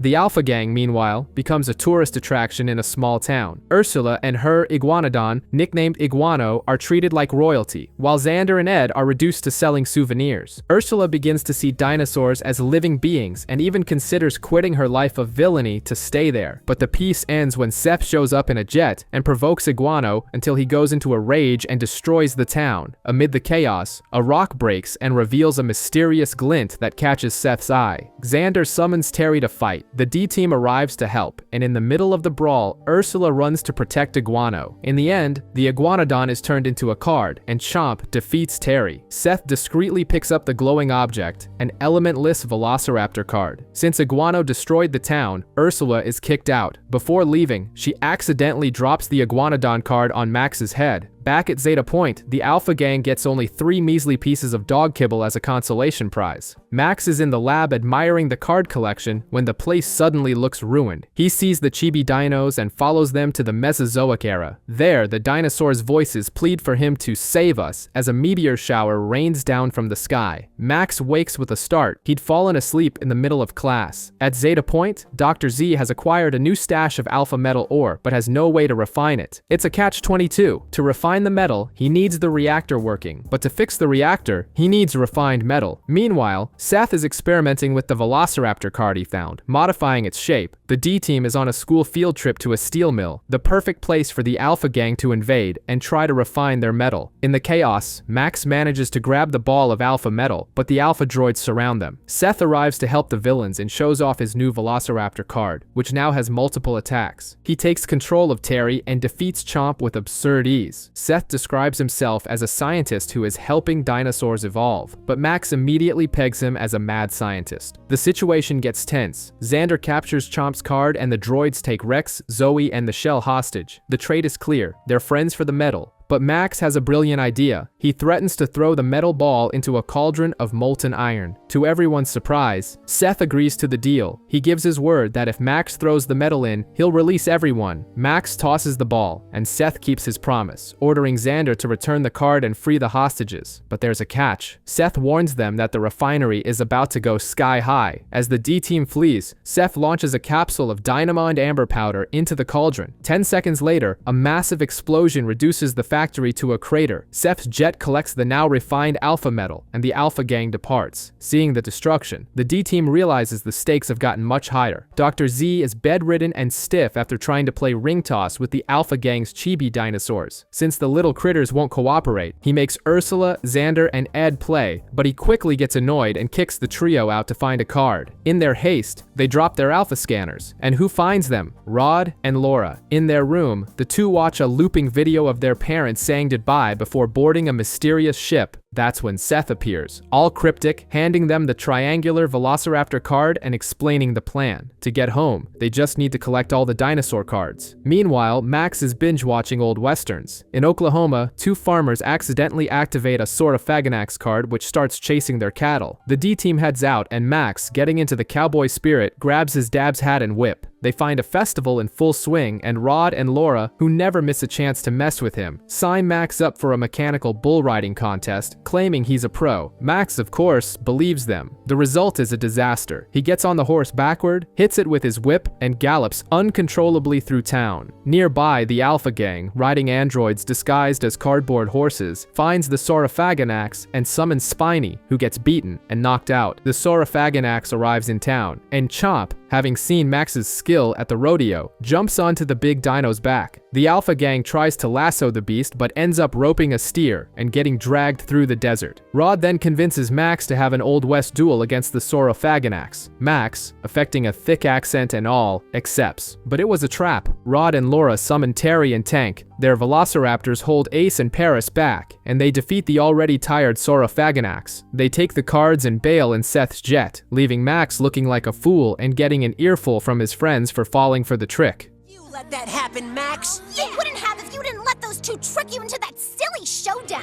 Right! We will save it! At the Angkor Wat Temple in Cambodia, a Stegosaurus card falls from a wall and is activated. The locals think it's a mythical creature and start sounding alarms, scaring the beast into the jungle. Before leaving, the D-team finds out Max bombed his math test. Upon arrival, the locals tell them the legend of a goddess named Lola, who defeated the beast in the past. At Zeta Point, Syth sends Rod and Laura after the card, but Helga, the sinister housekeeper, catches them in the act and decides to go along to do some research. The Alpha Gang trio, meanwhile, has to make do with a rickety old plane that can barely fly. The villagers are digging a giant pit to trap the monster. Helga, having no patience, jumps from the jet, and the locals, upon seeing her, believe she is the goddess Lola reincarnated. Meanwhile, the Alpha Gang's plane crashes due to a lack of fuel. Rod and Laura use the confusion to tease Max, asking him a math question that fries his brain. The Stegosaurus is lured into the trap and attacks Helga, who dodges and smacks it on the head with a frying pan, knocking it into the pit. But the dino breaks free and hits Helga, sending her flying. And then comes the plot twist. Her head pops off but remains attached by a spring and a cable. Helga is a robot.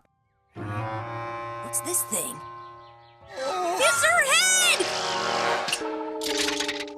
Rod summons Terry, but he is defeated. The Stegosaurus charges the kids, but Helga puts herself in the way. Max summons Chomp, but Helga leaps onto his back, making the villagers believe she summoned him. Chomp wins the fight, but it's Helga who collects the cards. On the way back, Max tries to answer the math question and gets it spectacularly wrong. Meanwhile, the Alpha Gang trio is lost in the jungle, and Syth receives the cards from Rod and Laura, giving Helga a warning look not to interfere with his plans again. In Yokohama's Chinatown, the D-team and Max's parents are in a huge line to eat at a famous chef's restaurant. The hungry chibi dinos sneak into the kitchen. Inside, the chef accidentally activates a Mapusaurus card, which goes on a rampage, shooting fireballs through the city. The D-team sends their dinos into battle, but Chomp and Ace get distracted by the food. When the Mapusaurus burns their grub, it gets personal, and the two charge with everything they've got. At Zeta Point, Dr. Z is still bedridden and complaining about everything, until he finds out Syth has been sending Rod and Laura on secret missions. The Alpha Alpha Gang, meanwhile, decides to head to Chinatown, but not for the card. Ursula is dead set on getting a squid skewer. At the same time, Helga is literally running across the ocean to get there. The Alpha Gang arrives, and Ursula finds a giant squid skewer, but the Mappasaurus swoops by and devours it in one bite, causing the villainess to have an emotional breakdown. The smell of food leads Rod and Laura to a cooking competition between the famous chef and Helga. A fireball from the Mappasaurus nearly sets the kitchen ablaze, but only serves to crank up the heat on the stoves, and the two cook in the middle of the fire like it's normal. Helga wins. Back at the fight, Max's device malfunctions. Syth appears and orders Rod and Laura to fight, but when they reveal they ate the food Max wanted, Chomp becomes enraged and defeats both of their dinosaurs with a single blow. Then things get serious. Helga confronts Syth, who electrocutes her with a stun baton and shuts her down. The D-Team finally defeats the Mappasaurus, but the restaurant is demolished. In the end, Syth lies to Rod and Laura, telling them Helga had business to attend to, when in reality, she's deactivated in the hold of a cargo ship, heading to an unknown destination. Zeta Point is in chaos. Without Helga, cleaning has become an impossible mission for Ursula, Xander, and Ed. It's like the rooms have a life of their own and get dirty by themselves. Meanwhile, in Spain, a pig digging in the dirt finds a dinosaur capsule and activates an Allosaurus, which starts chasing the poor thing. Back at the base, Dr. Z is bored and feeling ignored, so he decides to get revenge by sending a robotic mouse to mess up everything the trio just cleaned. Max's house is also turned upside down. His mom, Aki, has gone to a meeting in Spain, and the task of keeping order has fallen to Spike, Max, and Rex, and they are failing miserably. In Barcelona, Aki and her friends are sightseeing, completely unaware of the Allosaurus chasing a pig into a restaurant. The smarter dino ignores the pig and decides to attack the already cured hams instead. Syth sends Rod and Laura after the creature, but the Alpha Gang stows away for the ride, leaving a mountain of food boxes for Dr. Z. At the lab, Spike gives Max a letter to take to Aki. The D-Team teleports to Barcelona, and their dinosaurs are immediately distracted by a matador's cape. They spot the Allosaurus heading toward the Sagrada Familia. Max summons Chomp, but he gets thrown against the church, which casually crumbles in the background while Aki is having a conversation. The Allosaurus defeats Chomp and flees. Aki finds a ham shop, and when she turns around, comes face to face with the dinosaur. The D-Team arrives, and she faints. All the Allosaurus wants is to eat ham. Rod and Laura try to lure it into a trap, but the Alpha Gang appears and summons Spiny, who is defeated instantly. The D-Team ties Hams to a red cape and summons Ace, who acts as a matador and lures the Allosaurus into an arena. After a cat-and-mouse fight, Ace wins. Aki wakes up with the card beside her. Back home, she reads Spike's message, "Missing you. P.S. The house is a disaster." The boys rush to clean their rooms, while Spike philosophizes about the power of love. Dr. Owen calls from Hollywood to complain about the director of the dinosaur movie he's consulting on, some guy named Stanley. The man ignores all science in the name of action and drama, going so far as to paint an animatronic Tyrannosaurus with polka dots and flowers. Meanwhile, a delivery truck brings an inactive Helga to the studio. On set, Stanley declares that the Jurassic period was boring and transforms the set into an urban war zone. Sparks from exploding lights accidentally activate a Pentaceratops card and, as a bonus, reactivate Helga. At Zeta Point, Dr. Z has turned the Alpha Gang into his personal servants. Syth sends Rod and Laura after the new dinosaur. The D-Team arrives in Hollywood, and Zoe freaks out seeing all the celebrities, letting the dinosaurs run loose. The little guys are mistaken for props and taken to the set. In the middle of filming, Chomp jumps up and rips the paint off the animatronic T-Rex, infuriating the director.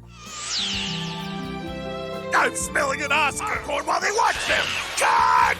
The lonely lost child! The dinos flee and hide inside a mechanical Triceratops. The Pentaceratops crashes the set of a vampire movie starring actor Johnny. The Alpha Gang arrives looking for celebrities, and Ursula starts chasing Johnny. The Pentaceratops becomes smitten with the animatronic Triceratops. Stanley, seeing a real dinosaur, grabs a camera and decides to film it, using Helga and other giant robots to fight it on a moon set. Rod and Laura summon Terry to defend Helga, but the Pentaceratops only cares about its mechanical love, starting a chase that spills onto a western set. To make things worse, Johnny dresses Dr. Owen as a vampire and locks him in a coffin to throw Ursula off his trail. She finds him and declares her love, thinking he's the actor. The chase is insane. The D-Team's dinos in the robot, the Pentaceratops, Terry, Stanley filming everything, and Patrick in a horse-drawn wagon. The mess ends up in a furnished studio, where the Pentaceratops protects the animatronic from Terry. Dr. Owen overhears Ursula's declaration of love, thinks it's for him, and emerges from the coffin coffin, only for her to realize her mistake and kick him back in. The Triceratops robot falls, and the Pentaceratops becomes enraged, defeating Terry. Chomp lifts the animatronic to calm the beast, and then defeats it. The Alpha Gang flees with Helga. Stanley apologizes to Dr. Owen, but immediately suggests a dinosaur romantic comedy, and the argument starts all over again. On a snowy day in Moscow, a boy throws a dinosaur capsule during a snowball fight, and it activates an Impellosaurus in a lake. The D team arrives in Russia, while at Zeta Point, Helga is acting very strangely, all glitchy. Following her bizarre orders, Rod and Laura go after the dinosaur. Shortly after, the normal Helga returns and makes the Alpha Gang do their homework. In Moscow, the Impellosaurus wanders into the Trans-Siberian railway station. The dinosaur scares some cows, enters their car to eat hay, and takes a nap. The D team sneaks aboard before the train departs. The plan is to keep the beast asleep, and when it starts to stir, Paris sings it a lullaby that works.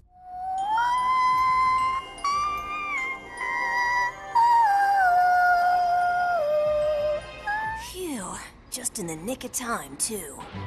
Out of nowhere, Rod and Laura show up and parachute Terry and Spiny in, but they miss the train. Laura summons a full-size Spiny to give Terry a ride, who jumps through a window, only to be kicked off by the conductor due to the no pets allowed policy. Spiny faints from exhaustion. The train continues, and Syth appears. He summons Tank to stop the train, but the engineer faints from shock. Syth then uses a grappling gun to get on board, and finds the conductor, whom he seems to know. The train is now a runaway. Syth asks for his ticket and uncouples most of the cars. He confronts the conductor on the roof of the train, calling him an android from Dr. Ancient and demanding his data. The two fight, and the android seemingly falls. Max summons Chomp to run to the engine. The android returns, but Syth appears from behind, copies his memory with a scanner, and throws him off the train for good. Max reaches the cabin and wakes the engineer, who faints again upon seeing Chomp. Max pulls some levers and stops the train. The jolt wakes the Impellosaurus, which breaks out of the car. The D-team's dinosaurs fight it, and Terry gets in the middle. An attack is deflected toward the kids, but the android jumps in front and takes the hit. The D-team recognizes his face from other encounters.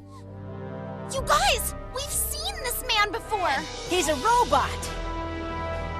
You're right. Tank appears, defeats the Impellosaurus, and Syth grabs the card and vanishes, leaving the android with the D-team. Under the northern lights, they decide they will get the Impellosaurus back. Chop and Ace have caught a cold from Siberia and are terrified of getting a shot, especially since Dr. Drake's needle looks like something out of a horror movie. Over at Zeta Point, the same thing has happened to Terry, Spiny, and Tank. Helga is called to handle it, but she's still acting weird and ends up giving her super hot remedy to the Alpha Trio and Dr. Z before fleeing without healing the dinos. Dr. Z, furious, orders the trio to find a real dinosaur doctor. They find Dr. Drake online, and Syth decides to help by testing the island's teleporter. While Mistress Drake is out walking a dog, an ostrich, and a pig, the Drake's entire house clinic is simply abducted by a pillar of light. Paris wakes Zoe up, and they discover their house is now on the beach at Zeta Point. An army of alpha droids invades and takes Dr. Drake and Reese outside. Dr. Drake is thrilled to be treating evil dinosaurs because he finally gets to use his giant needle. Meanwhile, Xander sees Reese signaling to Zoe, and upon removing her glasses, recognizes her from Mexico. At the D-Lab, the deactivated android arrives by mail, but Mistress Drake calls to report that the house has vanished. While Helga tries to catch Tank, Xander sings his love song to Reese, but she takes advantage of his crush to ask for a tour to the teleporter. She tells Zoe she's going to disable the communications jammer. After accidentally jabbing Ursula in the butt, Dr. Drake finally injects Spiny. Reese manages to shut down the jammer, and Zoe calls Max and Rex. She leaves the house, bumps into Rod and Laura, and summons Paris when they make fun of her father. The fight begins, but the dinosaur signals get through, and the team teleports in. Chomp and Ace are still sick and start getting beaten, until Paris uses nature's blessing to heal them, turning the tide. Even Dr. Drake helps by giving Tank a tranquilizer. Reese leads Zoe to the teleporter, which can be activated with a dino holder, and programs the house's return for 3 minutes. They drag their dad back, but he sees Terry and runs off to heal his last patient, returning with seconds to spare. He trips, dramatically cries, "Leave me behind," but Chomp headbutts him to make him run. The teleporter returns the house and everyone to their proper place. Syth, impressed, already begins planning his next move. As the D team discusses the new technology, Paris eats the flower Xander gave Reese, who in turn sings her sad song on the beach. The D team is at a dig in Fukui, Japan, with Dr. Taylor drooling over Fukusaurus fossils, oblivious to a dinosaur card capsule that has also been unearthed. They head to Kyoto to meet Dr. Owen and Patrick, but it's clear Dr. Owen only went there to hit on geishas. During transport, the capsule falls and activates a Fukuisaurus card. The team realizes the last of the 36 dinosaurs is loose in Kyoto.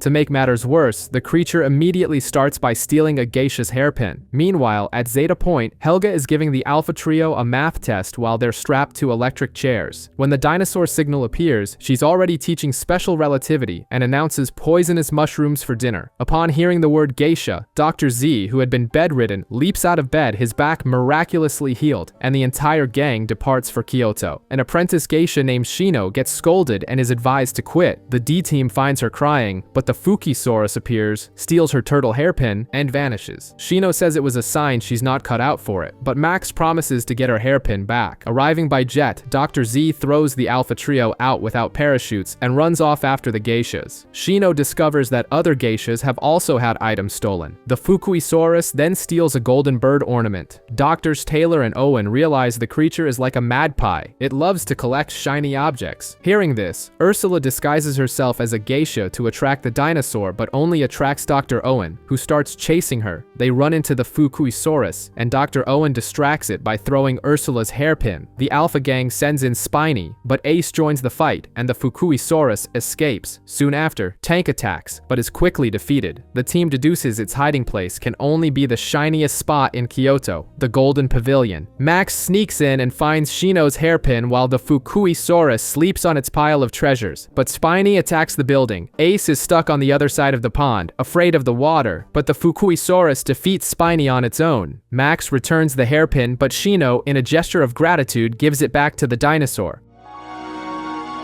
Are you sure? Yes, I am. Thank you, Max. But then Rod and Laura appear with Terry, who defeats the Fukisaurus as it tosses the hairpin back to Shino. Chop then defeats Terry, and the Alpha Gang retreats. Shino takes the dinosaur's gesture as a sign to try again. It's Christmas at the Taylor household, and everyone is being forced into a costume party. At Zeta Point, Rod and Laura are down in the dumps, missing their parents. Seeing their sadness, Dr. Z sends them on a mission to steal the D-Team's dinosaur cards. After handing out his old college costumes, Dr. Taylor as Robin Hood, Zoe as a sexy Mistress Claus, Max as a snowman, and Rex as a pirate, Aki Taylor heads out to get the Christmas cake. Rod and Laura steal the cake to distract her, but the plan backfires when a delighted Aki invites them to the party. The D team is not happy about it, but Spike Taylor declares a Christmas truce, and Aki forbids any fighting. Of course, the peace lasts all of 5 seconds. Rod and Laura start snooping around the house, the pet dinosaurs get into a brawl, and the kids join the fray. Meanwhile, at Zeta Point, Dr. Z finds a forgotten card for a hard-to-control secret dinosaur, Megalosaurus. At the party, Aki and Spike start talking about Rod and Laura's parents, making them feel more at ease. They begin to have fun, and Rod even ignores a chance to grab Zoe's dino holder when he sees it lying on a table. During presents, everyone gets books with drawings of their dinosaurs, but Max also gets a math book. He hates it, tosses the book over his shoulder, and hits his mom on the head. Rod scolds Max, who gets furious and tells Rod and Laura to leave. They go, but they take Zoe's dino holder with them. The chase is on. The D team defeats Terry and Tank, but the Alpha Trio appears with Megalosaurus, which goes on an uncontrollable rampage. The dinosaur is finally defeated, and in the chaos, Zoe's dino holder falls to the ground. But in a change of heart, Rod and Laura choose to pick up the drawing books Aki gave them instead of the holder. The Alpha Gang leaves, and Max retrieves the device. Awesome! And I even got Zoe's dino holder back too!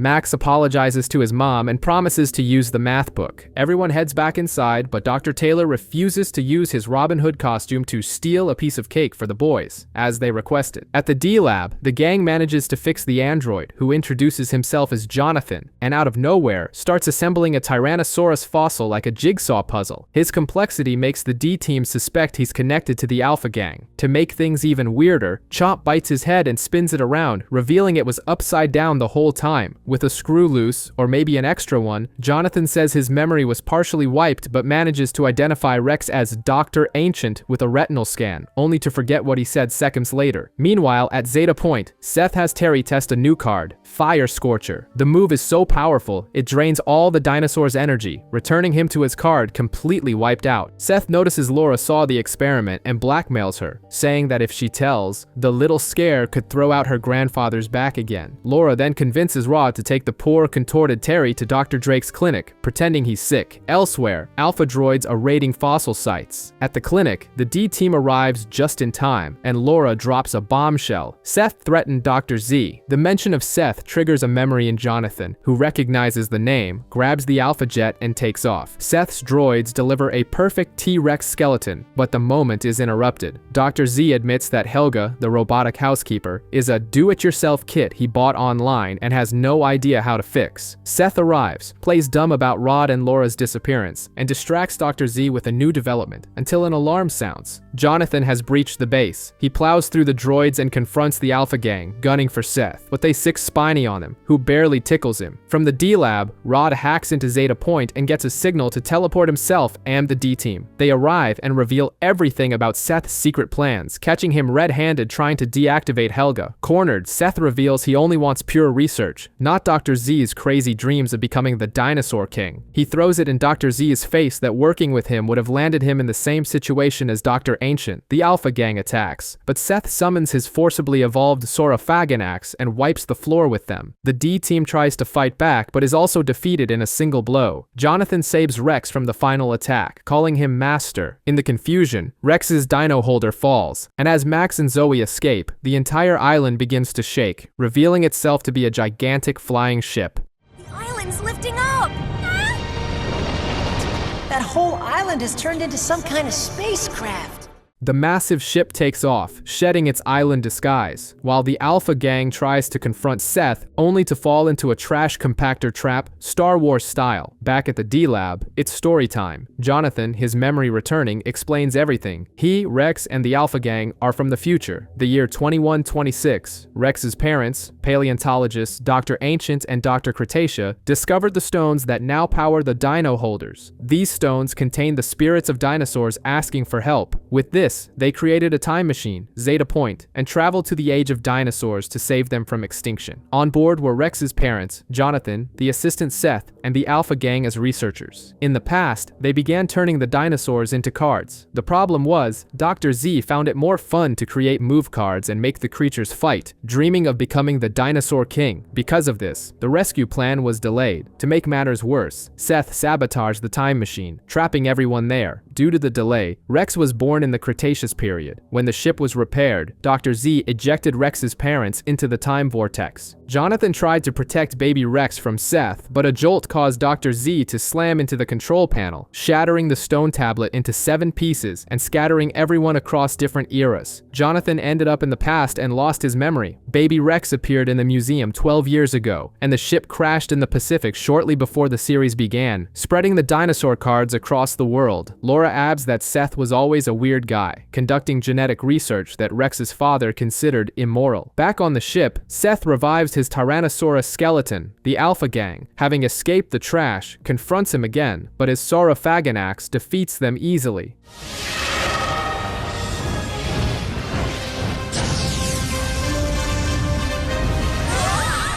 As the dino is about to finish them off, Helga appears in the Alpha Jet 2 and holds it off, allowing them to escape. Syth, furious, attacks Helga. The Alpha Gang arrives at the D-Lab asking for help. Just then, on the ship, Syth's ultimate creation, the Black T-Rex, bursts through the roof in a pillar of fire, ready to attack. The D-Team and the Alpha Gang team up to face it, but their attacks are useless, like throwing pebbles at a tank. A hologram of Syth appears and demands the stones to stop the destruction, using a group of Super Alpha droids to kidnap Zoe as leverage. With no choice, they hand over their dino holders. With only the Alpha Alpha Jet 2 working, Dr. Z and the Alpha Trio try to invade the ship, with the rest of the gang tagging along. The problem? The jet hits its weight limit and stalls mid-air. The solution? Jettison the useless cargo, which of course includes the Alpha Trio. With the extra weight gone, they manage to get inside the ship. Once inside, Jonathan fights his way through the droids while the team tries to reach Syth, who is copying the data from the dino holders. To avoid the guards, they hide in a storeroom full of parts and disguise themselves as droids. The plan almost works, but a sneeze from Dr. Z gives them away, and they're captured. Imprisoned, Syth appears on a screen to mock them. It's then that Dr. Z finally understands he was manipulated by Syth to get rid of Rex's parents. Meanwhile, Jonathan finds a broken android arm and uses it to rebuild Helga, who shows up to rescue them. During the escape, Max's dad manages to grab the dino holders back. Syth intercepts them with his Saurophaganax, but Max and Rex use a fusion move, combining two cards to create a superpowered attack that finally defeats the dino. But Syth has a trick up his sleeve, a knockoff dino holder with a stone 20 times stronger, and with it, he summons the black T-Rex right there, inside the ship. The group falls back, but Dr. Z stays behind, challenging the monster. As the T-Rex is about to devour him, Rex pushes him out of the way, saving his life. Overcome with guilt, Dr. Z finally apologizes to Rex for everything he's done. A touching moment, but it's cut short when the black T-Rex finds them in the hallway. Pinned down by the black T-Rex, the D-Team and the Alpha Gang must race to the control room to get Seth's counterfeit stones. They dodge a fire attack, but the blast knocks Max into a pit. In a heroic act, Jonathan jumps in after him and saves him, and the two end up near the time machine room. The rest of the gang comes up with a plan. Use a massive fusion attack to defeat the T-Rex. To do that, they need to lure it to the cargo bay, and guess who volunteers, or rather is volunteered to be the bait? Dr. Z, of course. While Jonathan and Chomp take on an army of droids, the black T-Rex enters the bay. Helga, the unexpected MVP, rushes to activate the lift, taking everyone to the ship's surface. They summon a whole herd of dinosaurs, but the T-Rex starts wreaking havoc. That's when Syth reveals his master plan: send his evolved dinosaurs back in time to survive the meteor and create a world dominated by them. Basically a Marvel what if, but with giant lizards. The time machine starts to malfunction, and a prehistoric forest springs up in the middle of the city. The secret dinosaurs join the party, and the Pachycephalosaurus immediately refuses to be Dr. Z's mount. The gang launches a super fusion attack with 14 dinosaurs at once. The blow lands, but it's not enough. On a second attempt, the T-Rex is exhausted, and Chomp seizes the opportunity to bite Seth's wrist. A third and final attack finally destroys the black T-Rex. With its defeat, a vortex opens and sucks Syth in. Max holds on to Chomp, who is still biting the villain, and everyone holds on to Max in a scene of cosmic tug-of-war. Chomp lets go, and Syth vanishes into the vortex.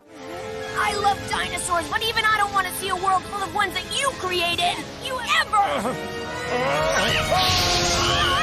To top it all off, the fake stones explode. When the dust settles, a screen reveals two pods. Inside, Rex's parents. The reunion is emotional, but the joy is short-lived. They have to leave. The time ship, the Backlander, has stayed too long. Max and Zoe say goodbye to Rex and their dinosaurs, who turn back into cards. The ship repairs all the damage from the season and disappears into time. Max waves goodbye, but seconds later, a new light appears in the sky. The Backlander returns, limping. They were attacked in the time vortex by a much slicker ship. In stealth mode, the ancients pop over to the Taylors for tea, but a red alien, Gabbro, appears out of nowhere and teleports the entire house with them inside. The D-Team learns their parents are time traveling, but the Backlander is a wreck. Dr. Z offers to fix it with an eyebrow trimmer and an earwax remover. Totally reliable. Gabbro unleashes a Torvosaurus with a strange mark on its forehead to hunt the parents. Reese finishes the new dino bracers. In the middle of his repairs, Dr. Z kicks Rex's adoptive dad off the ship and hits the wrong button, launching the Backlander uncontrollably and leaving part of the crew behind. Adrift, they make a crash landing in the late Cretaceous. The Alpha Gang tries to capture some wild dinosaurs, but Max debuts his bracer and foils their plan. And as if that weren't enough, the extinction meteor appears. They escape into the vortex by the skin of their teeth. Still lost, until a gigantic phoenix-like entity appears and offers to be their guide. Dr. Z, ever suspicious, refuses the glowing pterosaur's help, but Max recognizes the voice from the stone tablets, and the dinosaurs trust the guide. Following the phoenix, they land in Italy in 73 BC. Rex's locator shows his parents are nearby, but blocked by a barrier. Dr. Z wants to go back to the Cretaceous, but Helga enforces a mandatory nap on the Alpha family. The D-Team beams down, and Chomp meets a girl named Sophia. Nearby, Gabbro is terrorizing a Greek village with his Torvosaurus, looking for a girl with a jewel. Sophia explains her village was conquered by Rome. Her brother became a gladiator and shows them a yellow cosmos stone, a family heirloom that gives her brother power, none other than Spartacus. Gabbro swoops in and targets the girl. Max summons Chomp. Gabbro slaps spectral armor on his Torvosaurus, Ace joins the fight, and a fusion attack forces the villain to retreat. The Alpha Gang arrives late as usual. Dr. Z finds a fragment of the armor. Helga calls everyone back to clean up the mess on the ship. The D-Team says goodbye to Sophia, continues the search, and only then realizes Chomp is missing. Chomp nearly falls off a cliff, but Sophia saves him. He followed her, drawn by the yellow cosmos stone. In the future, Reese manages to contact Rex, but the connection drops just as she's about to reveal the date of Spartacus's rebellion. Dr. Z is busy creating new move cards and trying to make dinosaur armor without success. The D-Team figures out Foolscap is after Sophia's stone and rushes to warn her. Too late. The self-proclaimed spectral space pirate appears and unleashes a Shunosaurus. After a quick exchange of blows, rubble falls on his head and he retreats to put on a bandage. The group hatches a plan. Head to Rome with a fake bag of stones. The boys will be the bait, and Foolscap takes it. The Alpha Trio, looking for food, falls for a pizza tower story and gets captured by the Romans. Sophia learns the gladiators will fight in the Colosseum the next day and runs off there alone. Foolscap returns with a Majungasaurus. The D-Team uses their new cards and takes the dino down. Just when they think they're safe, the villagers trap them in a net, thinking they're sorcerers. Trapped, they escape when Chomp gnaws through the net. Seeing a giant Triceratops is enough to calm the villagers. Sophia reveals that her brother is an enemy of the dictator Sula. On the space pirate's ship, Foolscap, Gabbro, and Sheer vie for prestige. Their mysterious boss orders Sheer to handle the Cosmos Stone problem. In Rome, the Alpha Trio is treated like animals, and Terry starves himself to enter the Colosseum fighting mad. Sula wants to use his defeat to send a message against the rebellion. The D-Team arrives, finds out about the T-Rex in the show, and tries to get in, but Sophia becomes a target, and everyone flees. Sula taunts Spartacus, who jabs a fork in Terry's rear, breaks the cages, and unleashes chaos.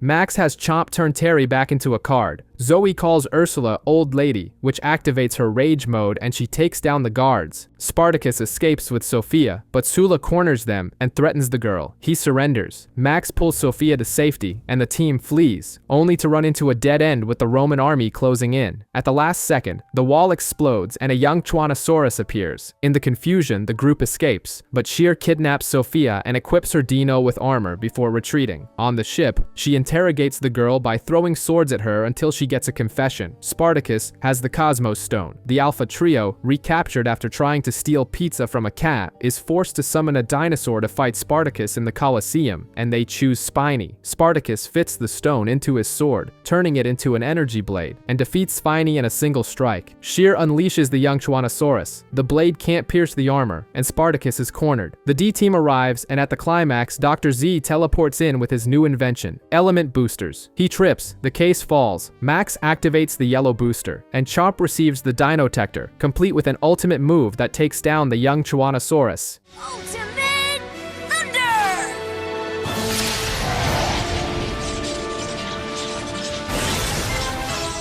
Sheer steals the stone with a boomerang and escapes. Spartacus, with the freed slaves, continues his rebellion. The D-Team returns to the ship, where Dr. Z and Xander fight over a soda, which spills on the control panel, sending the Backlander spinning through time. With soda in its circuits, the ship rattles through the vortex. Jonathan dries the panels by blowing on them and reveals a motherboard from a temporal simulation robot. The pterosaur guides the group onward, answering no questions. They land in the Caribbean, 1718. The parents are nearby, which means the spectral space pirates are too. They detect a dinosaur on an island. Helga forces Dr. Z to put on SPF 80 sunscreen before leaving, or she'll rip up a water card. The D-Team teleports near British soldiers, and Zoe gets separated. A boy, Jim, finds her and falls in love at first sight. A marked Edmontonia appears, and it's collected by the pirates. Elsewhere, Gabbro has his team digging in the wrong place. Army gunfire echoes. Jim flees with Zoe and the D-Team. They run into Blackbeard. Jim's father falls down down a ravine and is captured. Max calls Chomp to scare the pirates, but Blackbeard draws a gun. The British shoot at the D-Team, and Jim's dad passes his mission to his son: find the jewel that can heal his village. Blackbeard and the British are in cahoots, and the space pirates offer a partnership. Atop the cliff, Jim reveals the map to Zoe and tries to kiss her. She refuses. Blackbeard overhears, and the battle begins. Ace versus Edmontonia, with Terry and Diceratops joining in. Chomp grabs the map. Diceratops steps on it and tears it. Gabbro snags one half and flees. What's left is the other half, a rolling boulder, and Dr. Z getting punished for using the wrong sunscreen. The group dodges the boulder. Max trips and gets an accidental bite from Chomp. He and Jim argue. The boy tries to kiss Zoe, misses, and hits Max instead. On Blackbeard's ship, the pirates are already fighting over the treasure. The Alpha pirate ship appears, captained by Captain Whitebeard. Dr. Z, an idea from Ed, who's a secret pirate fan. Jim persists with his romantic advances and gets another slap. The ship enters a fog and is attacked by a British vessel. Jim calms the captain, but Whitebeard retaliates with party popper cannons. Offended, the British captain opens fire and the Alpha ship flees. Blackbeard's boat approaches a T-Rex-shaped rock. Gabbro summons Diceratops, nearly capsizing the boat, and they discover it's just a rock. Jim figures it out. The Bermuda Triangle. He sees Blackbeard enter and exit a cave that's not on the map. The D-Team disembarks and scatters, fleeing from pirates. Jim and Zoe face the crew. Paris joins in, as does Diceratops. Elsewhere, Chomp scares off pursuers with lightning strike. Paris wins, and Zoe gets the card. Jim tries for another kiss and earns a slap that sends him flying right into Gabbro's arms, who hands him over to Blackbeard. The boy no longer has the map. Now the villain wants to trade him for the missing half, and the Alpha ship is about to run straight into a rock wall. The Alpha ship nearly smashes to pieces, but Ed has the droids row in reverse, saving everyone. They soon spot the imprisoned Jim. A parrot demands the map in exchange for his life and leaves an egg on Whitebeard. The exchange is made. With the complete map, Blackbeard points toward the storm. The D-Team gives chase, but is too slow. On Ursula's idea, Ed reveals the trick. The ship is mounted on a giant rocket-powered turtle. They shoot across the sea until the battery dies. The storm worsens. Whitebeard rips off the steering wheel, and chaos ensues. Foolscap summons a Jabaria to tow the enemy ship to the island. The D-Team's dinos get seasick. Dr. Z suggests a pickled plum on the navel. The jar falls, and Ed remembers Chop doesn't have a navel. Max draws an X on his belly, a placebo cure, and Chop clears the sky with lightning strike. They catch up to their rival. Ursula sends Spiny against the Jabaria in an aquatic battle. Jim and Max invade Blackbeard's ship via Pteranodon, retrieve the map, and escape. Spiny wins. Zoe gets the cards, leaving Ursula furious. The British Navy reappears to settle the score with Captain Whitebeard. The Navy fires, but the cannons fall short. Ed remembers the submarine mode with a transparent dome, and the Alpha ship dies. Blackbeard and Copper have already forgotten the map. Sheer gives them a copy from Foolscap. The D-Team and Jim arrive at the island first, away from the reefs, and climb the mountain. Whitebeard gives the Alpha Trio a pedal glider to fetch the treasure for him. On the way, Jim and Max argue, and Zoe plays peacemaker. In the air, Ed discovers he grabbed a pirate fan magazine, not the map.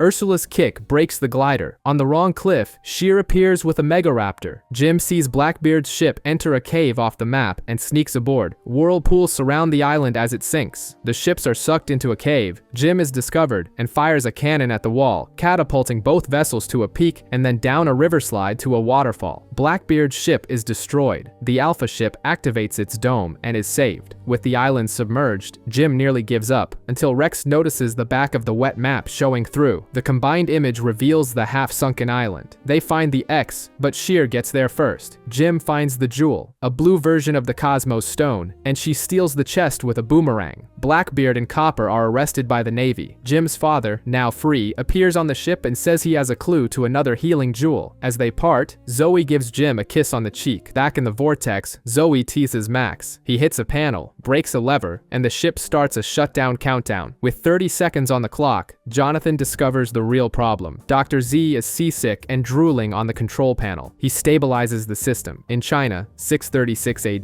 Foolscap tries to get a Shantungosaurus to move a sealed boulder and hears from a monk that only Denzo Sanzo Hoshi can break the seal. The D-Team arrives. The Pterosaur tells them to protect the Cosmos Stones. It is the Cosmos Stones that you must protect. They balance the energy of the universe and of all time and space. Well, okay. and they find the Shantungosaurus causing chaos. They see Foolscap kidnap Sanzo, who faints. His purple necklace looks like a Cosmos stone. Dr. Z, still queasy, takes off erratically and crashes into Foolscap's ship. Reese contacts the team and notes Sanzo is from a story from their childhood. The Alpha Gang falls from the sky and is mistaken for magicians by peasants, but without the fruit of eternal life, they're chased off with hose. Foolscap tries to make Sanzo walk using the Shantungosaurus. The monk faints again. The D-team arrives, Chomp joins in, Sanzo pleads for peace, Paris appears, and the villain attacks, starting an aerial fight over custody of the monk. In the turmoil, the necklace falls. Chomp defeats the Shantungosaurus. Afterwards, Max notices the necklace is gone. Zoe spots it in a tree. Max climbs up and realizes that up close it doesn't look like a Cosmos stone. The branch gives way. Max plummets and Zoe summons Paris to break his fall, only for her to launch him with her tail, with an extra nudge from her crest. The team decides to accompany Sanzo to understand why the pirates want him. Sheer, exhausted, naps in a tree and is woken up by being chopped down by woodcutters. Annoyed, she summons a Mapusaurus. The Alpha Gang, searching for the fruit of eternal life, stumbles into an orchard of unripe peaches. Peasants arrive with pitchforks, and the trio's clumsy pleading gets them mistaken for Sanzo and his 3 followers, so they play the part. In another village, the gang gorges themselves at a banquet,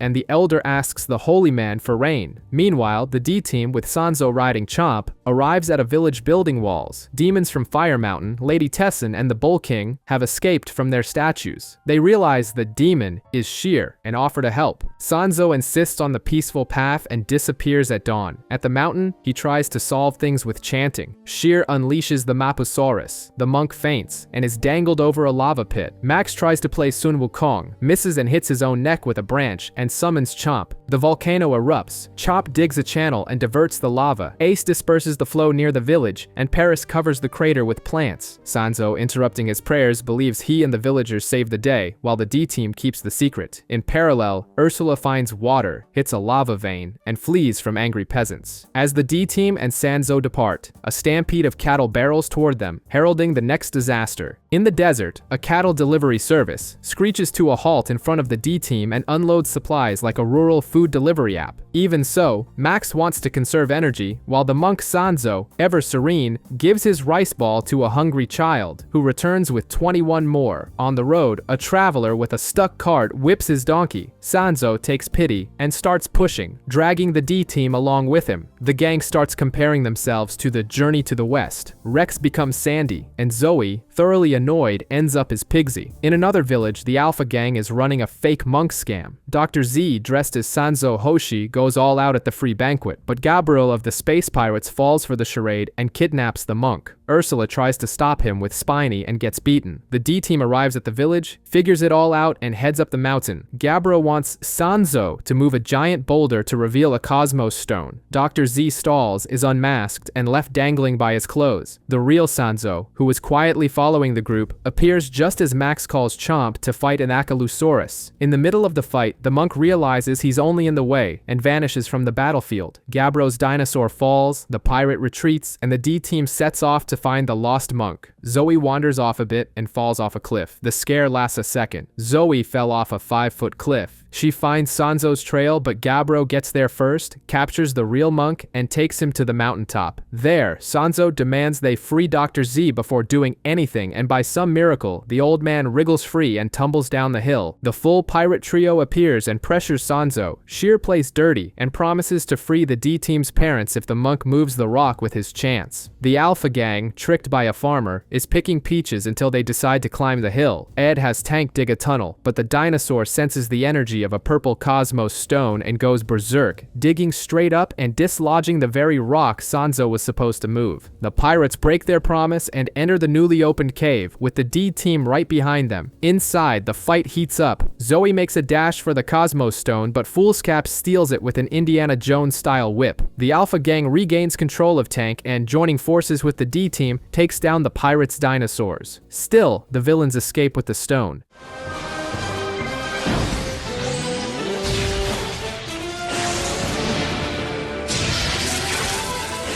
Inspired by Sanzo, Max decides not to stress about the loss. Dr. Z, who was in a fruit-induced limbo, falls from the sky in front of the Alpha Gang. Sanzo says his goodbyes and heads home. The Backlander, however, is unresponsive. They may be trapped in the past. Under the brutal heat of ancient China, Jonathan doesn't answer. Dr. Z is melting, and in the present, Max's parents plot an escape by digging with spoons. The bombshell. Syth is now working with the spectral space pirates. In the desert, the Backlander finally appears. The absence was due to a shopping trip. Jonathan and Helga had stepped out. Helga even scolds Zoe for suggesting they leave the ship running. The pterosaur warns them, keep the Cosmos Stones separated and head to Japan in 1572, in the midst of a civil war. There, the spoiled shogun Tokugawa is searching for a legendary jewel with his ninja bodyguard, Hanzo. Ninjas attack, and Sheer summons a Gojirosaurus, which chases the shogun and throws him off a cliff. The D-team arrives just in time, and Zoe notices Tokugawa is the spitting image of her father. In the middle of the forest, Dr. Drake is ejected from the pirate's ship and unwittingly becomes the shogun's doppelganger. The Alpha Gang, hunting for a card, only finds a family of hostile bears. Ace is called out to take on the Gojirosaurus,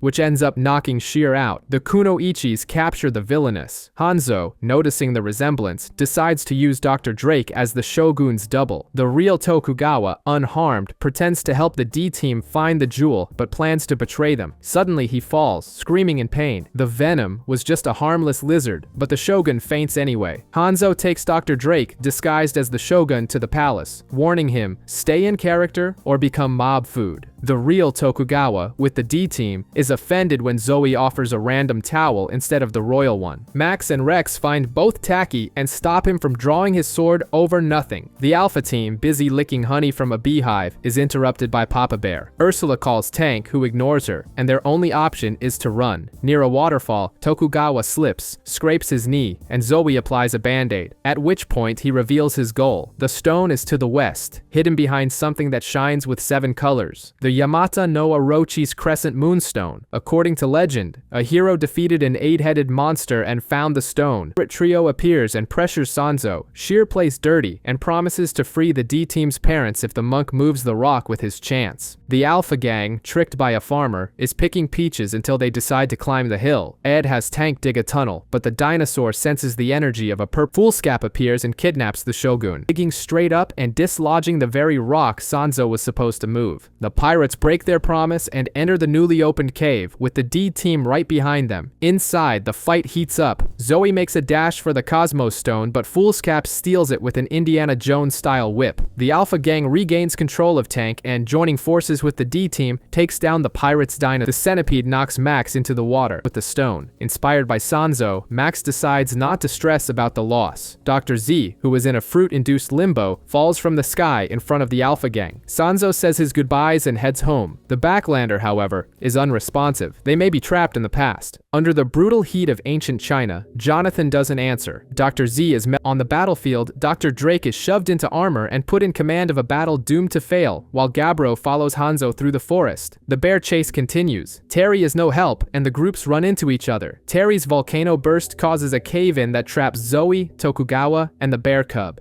Chomp and Ace start clearing the rocks. Ace is drawn to a passage and finds the white Cosmos Stone. Score 1 for the D-team. Under the rubble, Zoe and Tokugawa have a moment of truce, and she talks about her father. As soon as they're free, Gabbro arrives with a baryonyx, and the fight resumes. Rex throws the stone to Max, but Hanzo appears, intercepts it, and reveals the double's plan, and the losing battle. Convinced, the real Shogun leaves with him. Zoe is shocked. Could the double be her father? As they leave, the D-team sees the Alpha team still running from the bears, until a third, even bigger bear appears, roaring. The 3 bears ignore the D-team and continue hunting only the Alpha team. Zoe wants to rush to the battle, certain the fake Shogun is her father. Hanzo hides Tokugawa, but Ace finds them. The D-team confirms the double is Dr. Drake. On the way to the battlefield, the Kunoichis attack. Chomp and Ace hold them off until Sheer unleashes her Deinonychus trio. Gabbro and Foolscap join in with more dinosaurs, turning everything into a 3-army pandemonium. From atop the chaos, Dr. Drake tries to flee his command post. The D-team uses their dinosaurs as cavalry, clearing a path through Takeda's army, while the pirates' dinos fall one by one.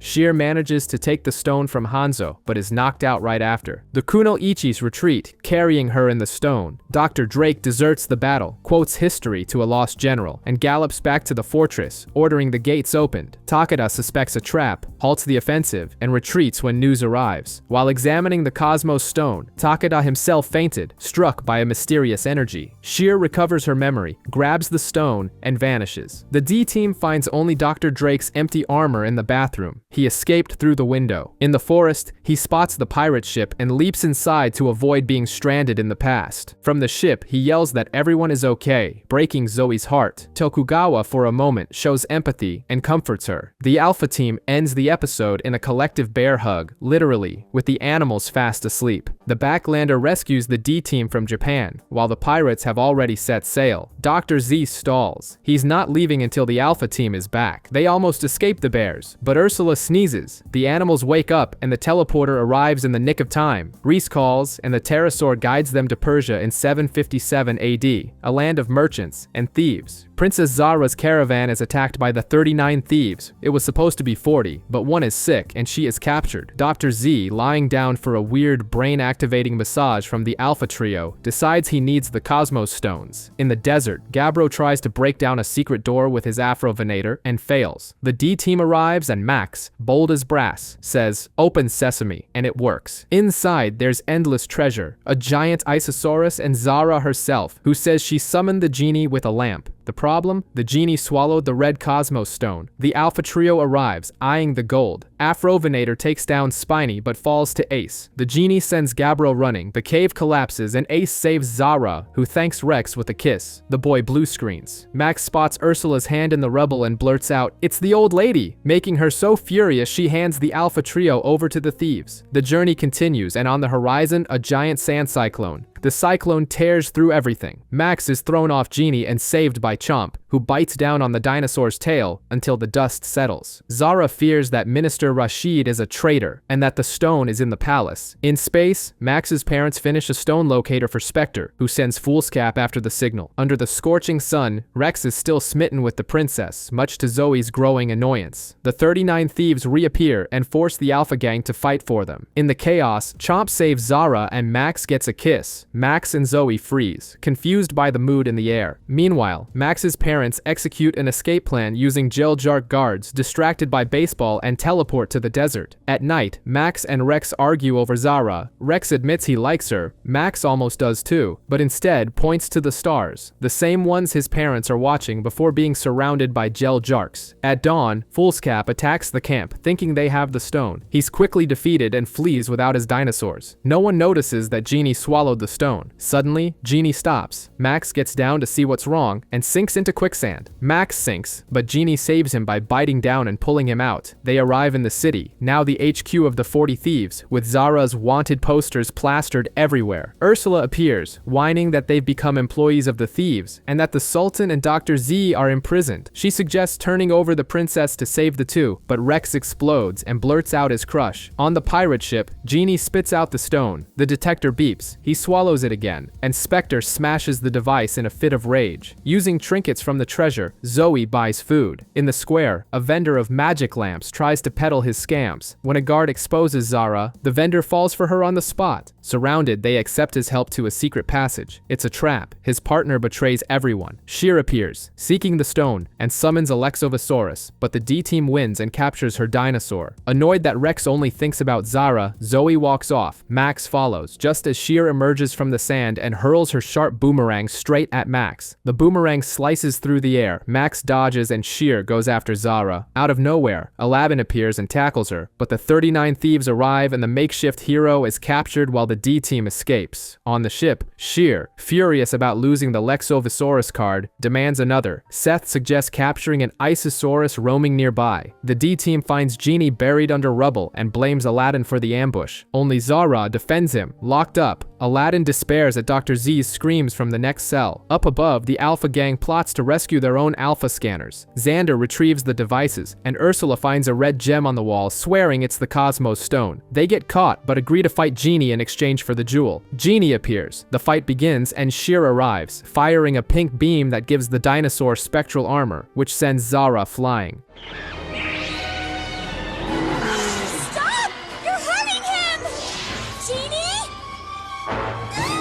Sheer kidnaps her and demands the stone's location. In the chaos, Aladdin opens the cells, freeing Dr. Z first, mistaking him for the Sultan. Then the real Sultan. Genie floods the dungeon with a water attack, and the Alpha Gang falls in. Under pressure, Zara points to the gem on a tapestry, which is a fake. Sheer shatters the ornament in anger. Aladdin saves Zara and earns a kiss, while Max and Rex understand it's just her kindness, not romance. They return to the fight, defeat Genie, and as he turns into a card, the real red stone falls, right into a hole where the Alpha Gang is. Helga comes down, steps on the stone, picks it up as if it were nothing, and teleports the three of them away. Max's Cosmos stone was a red light bulb plugged into a socket. Helga unplugs it, and that's that. The real one was in the washing machine. Helga thought it was an anti-wrinkle dryer ball. When the real stone appears, the dinos play with it until Terry chomps down on it and goes berserk, forcing the Alpha Gang to restrain him. Dr. Z covets the stone to crown himself Dinosaur King, but Max wants to trade it for his parents. The pterosaur points to their next destination, France, 1615. The space pirates descend as well. Spectre wants all the stones before negotiating, while Doctors Ancient and Cretaceous sabotage the detector. In the past, King Louis, a spoiled brat in miniature, is set to marry Princess Anne. Sheer hears about the blue eye of Gaia and decides it must be the Cosmos Stone. She invades the palace and forces everyone to search, with a plan to demolish an orphanage to find the jewel. Lady Constance rushes to warn them. The D-Team arrives just as the orphans, led by D'Artagnan, try to stop the demolition. Max tries to negotiate, but Sheer refuses to talk. Chomp faces the Rajasaurus, wins, and destroys the orphanage in the process. D'Artagnan is furious. They discover the jewel might be in another castle, and the D-Team heads off with Constance. D'Artagnan wants to go, but stays behind to protect the children. The journey barely begins when a landslide crashes down on their carriage. The rocks shatter before hitting anyone. The culprits? D'Artagnan and three boys, the teenage musketeers, who just wanted to join the mission. Max and D'Artagnan are constantly at odds. Meanwhile, in space, Syth reveals a new armor and a powered-up white Tyrannosaurus. Gabbro is sent to support Chancellor Richelieu. The Alpha Gang tries to fly to the jewel, but their rocket runs out of fuel and plummets. On the road, the carriage wheel breaks, and the argument about teamwork starts all over again. At the castle, Duke Dumas presents a crystal orb to King Louis and Princess Anne when Richelieu arrives, hunting for the blue eye of Gaia. Gabbro lies in wait, and the Alpha Gang invades with Spiny. Gabbro summons an Anchiceratops, and the brawl breaks into the treasure room. The D-Team joins the fray, but Gabbro activates Gadigas's permanent armor, which takes down Spiny. D'Artagnan chases Richelieu alone and loses his sword, until the other three arrive, teaching him one for all and all for one the hard way. The Alpha Gang almost grabs the orb, but upon learning the boys are orphans, they back off. Ursula even knocks Richelieu out with a vase. The Chancellor seizes the orb, but Gabbro scoffs that it's not a Cosmos Stone and leaves. Richelieu throws the orb away, and Max saves it. D'Artagnan apologizes. The Musketeers get uniforms and swords, and they share their unity gesture with the D-Team, which ends with the wall collapsing on top of Max. Max emerges unharmed, perfectly framed by a window in the fallen wall, to King Louis's laughter, who even asks for an encore. Princess Anne restores order, and joins the Musketeers and the D-Team to expose Richelieu. D'Artagnan points to the haunted Vassassi Castle as the hiding place of the Eye of Gaia, which is exactly where Richelieu heads, shaking with fear. The Alpha Gang tries to congratulate the Musketeers, but runs into soldiers. They pose as actors until a soldier calls Ursula an old hag, and Tank is brought into the fight. On the pirate ship, Foolscap complains about the buggy detector. Spectre realizes it's been sabotaged. Foolscap himself appears, sweeps the soldiers aside with his Ankylosaurus, and leaves empty-handed. Shortly after, the same soldiers find the D-Team. The princess's authority doesn't work. She and Constance are sent straight to a locked room. The Musketeers and the Alpha Gang break in to rescue them, but Richelieu is faster. The boys are thrown into a prison wagon, and everyone heads for Vassassi. Along the way, Ursula reveals a secret. She, Xander, and Ed are orphans, adopted by Dr. Z. At the bridge, the wagon breaks down. Foolscap arrives for a showdown, and in the chaos, the wagon with the Musketeers plunges off the cliff. The Alpha Jet saves the heroes, but flips over from the weight. Richelieu orders the bridge ropes to be cut, and the D-Team falls into the abyss. When all seems lost, the cavalry arrives in the form of pterosaurs. Ursula and Xander summon their flying dinosaurs and rescue the D-Team at the last second. Foolscap, who tried to fly past, ends up tangled in the bridge's ropes. Everyone gathers before the creepy, ominous Vassassi castle. The gates swing open on their own, and Paris dashes inside, drawn by an energy. The Alpha Gang decides to stand guard outside, arguing whether Ursula is too pretty security or too old to go in. Inside, the group finds a room covered in glowing moss. Sheer and Gabbro find Foolscap dangling, cut the rope, and let him fall into the river. Richelieu fishes him out in exchange for his obedience. Outside, the space pirates spook the Alpha Gang with a talking statue, and a fight breaks out. Sheer storms the castle, piloting her new souped-up Triceratops, Maximus, and wrecks the place.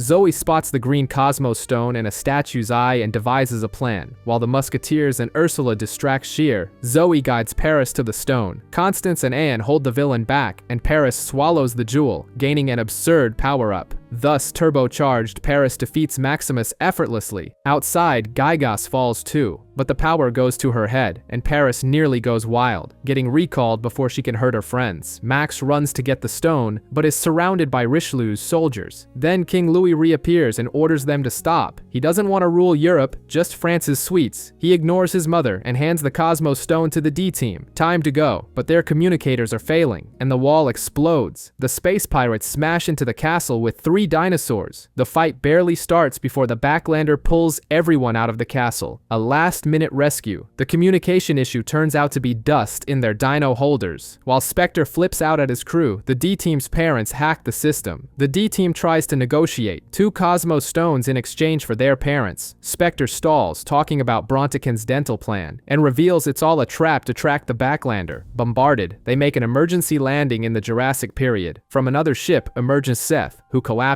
and is rescued. He tells a sob story. He fled Spectre after discovering a plan to use the stones to destroy the universe. According to him, the stones are a negative force, the opposite of the stone plates, but it's all a lie. His little robot transforms into a gel jark, captures the Alpha Gang, and frees its master. Syth steals the stones. Dr. Z tries to stop him and is also captured. The D-Team gives chase, but Gygas arrives and the fight sets the forest ablaze. The Backlander tries to corner Syth and is hit by the pirates. Jonathan manages to teleport the D-Team to safety and escapes the fire, but the past burns behind them. In the present, Reese watches as vegetation grows out of control and receives a sinister message. The world's destiny is changing. Back to the present, which has become a green apocalypse. Giant plants and insects are taking over the city. The Backlanders' time systems have failed, and the news advises for the first time in history that everyone should panic. The D-Team understands their mistake, the fire in the Jurassic period. Ed illustrates the butterfly effect. No plants, no herbivores, no carnivores. Without the mammals that ate dinosaur eggs, the insects took over. Jonathan attempts a jury-rigged time jump, following the signal. He succeeds but gets trapped by a swarm of giant dragonflies and wasps. The only solution is to walk to the D-Lab with the Alpha Gang in tow, insect spray in hand, and Xander thoroughly delighted. Along the way, giant praying mantises appear, and Chomp saves the day. At the lab, everyone is trapped in vines. Max and Chomp go down to the basement, hit the main route with a lightning strike, and free everybody. With the ship repaired, they return to the Jurassic, put out the fire, and the present returns to normal. In the vortex, the pterosaur laments. The space pirates have 6 of the 7 stones. Syth fixes the detector and finds the last one in the Stone Age. The pirates arrive, wrecking everything, and when the D-Team shows up, Spectre enters the fray with his giant Apatosaurus. On one side, the D-Team, on the other, Brontekins, Spectre's Apatosaurus. The detector points to the last Cosmos Stone inside a volcano. Brontekins, as subtle as a meteor, headbutts the mountain and fires a beam, causing an eruption and breaking the detector. The D-Team retreats. The Alpha Gang stays and watches the black stone fly out and get swallowed by a woolly mammoth. Aboard Spectre's ship, Dr. Ancient shows that combining the stones will release enough energy to destroy the universe about 10 times over. Spectre couldn't care less. Syth watches from the shadows. In the Backlander, Max remembers that 3 years ago, he excavated a mammoth buried in ash, the very same one. They go to the dig site, teleport the fossil to the ship, and retrieve the black stone. Spectre calls, proposing a trade, his parents for the last stone. Dr. Z refuses, wanting to become king. Max accepts with a backup plan. At the rendezvous, everything is sent at the same time. The pods with his parents open and they're gel jarks. It's a trap. plot twist. Syth appears and reveals that the stone was a fake too. He sends the Geljarks and the other 6 stones to the Backlander and summons a Cryolophosaurus. Helga discovers that salt melts the Geljarks. The Cryolophosaurus freezes the pirates' dinosaurs. Syth teleports to the Backlander, which is hit by the pirates, releasing everyone. Max pursues him and finds Syth with all the stones. It's a duel. The duel barely begins before Max has to recall Chomp. The Cryolophosaurus is too strong. Syth flees with all the stones.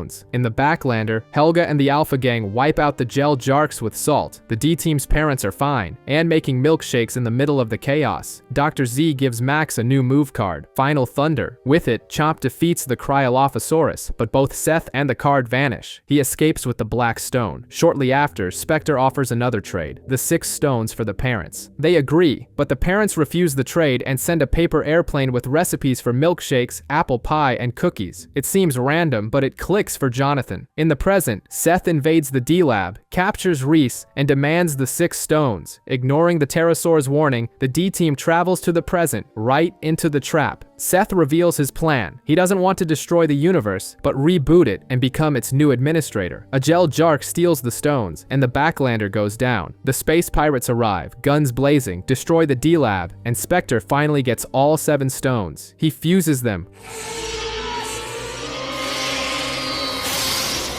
The pterosaur? But something's wrong. Creates the black pterosaur and tries to absorb its power, but the monster grows, loses control, and swallows the ship with everyone inside. The end seems inevitable. The black pterosaur dominates the sky, the powered-up pirate dinosaurs destroy the city, and the world falls into despair. Max musters his courage, remembering that his dino holder repelled the black stone, and understands. The stone plates and cosmos stones are opposites, positive and negative forces that cancel each other out. The plan is cruel, but necessary. Use copies of the stones made by Syth to summon their dinosaurs at maximum size and attack the black pterosaur from within. The price? After this, they will never return as their small, pet-like forms again. Through tears, the D-Team and the Alpha Gang say goodbye to their partners and set off. The Backlander flies into the black pterosaur, where they face specters of the space pirates. The Alpha Gang's dinosaurs fall, but the D-Team triumphs and finds the villain's ship, reuniting with their parents. Then, the turning point. Syth,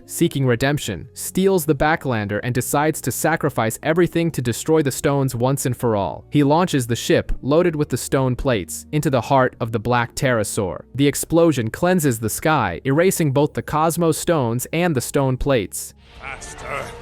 Faster! Full speed ahead!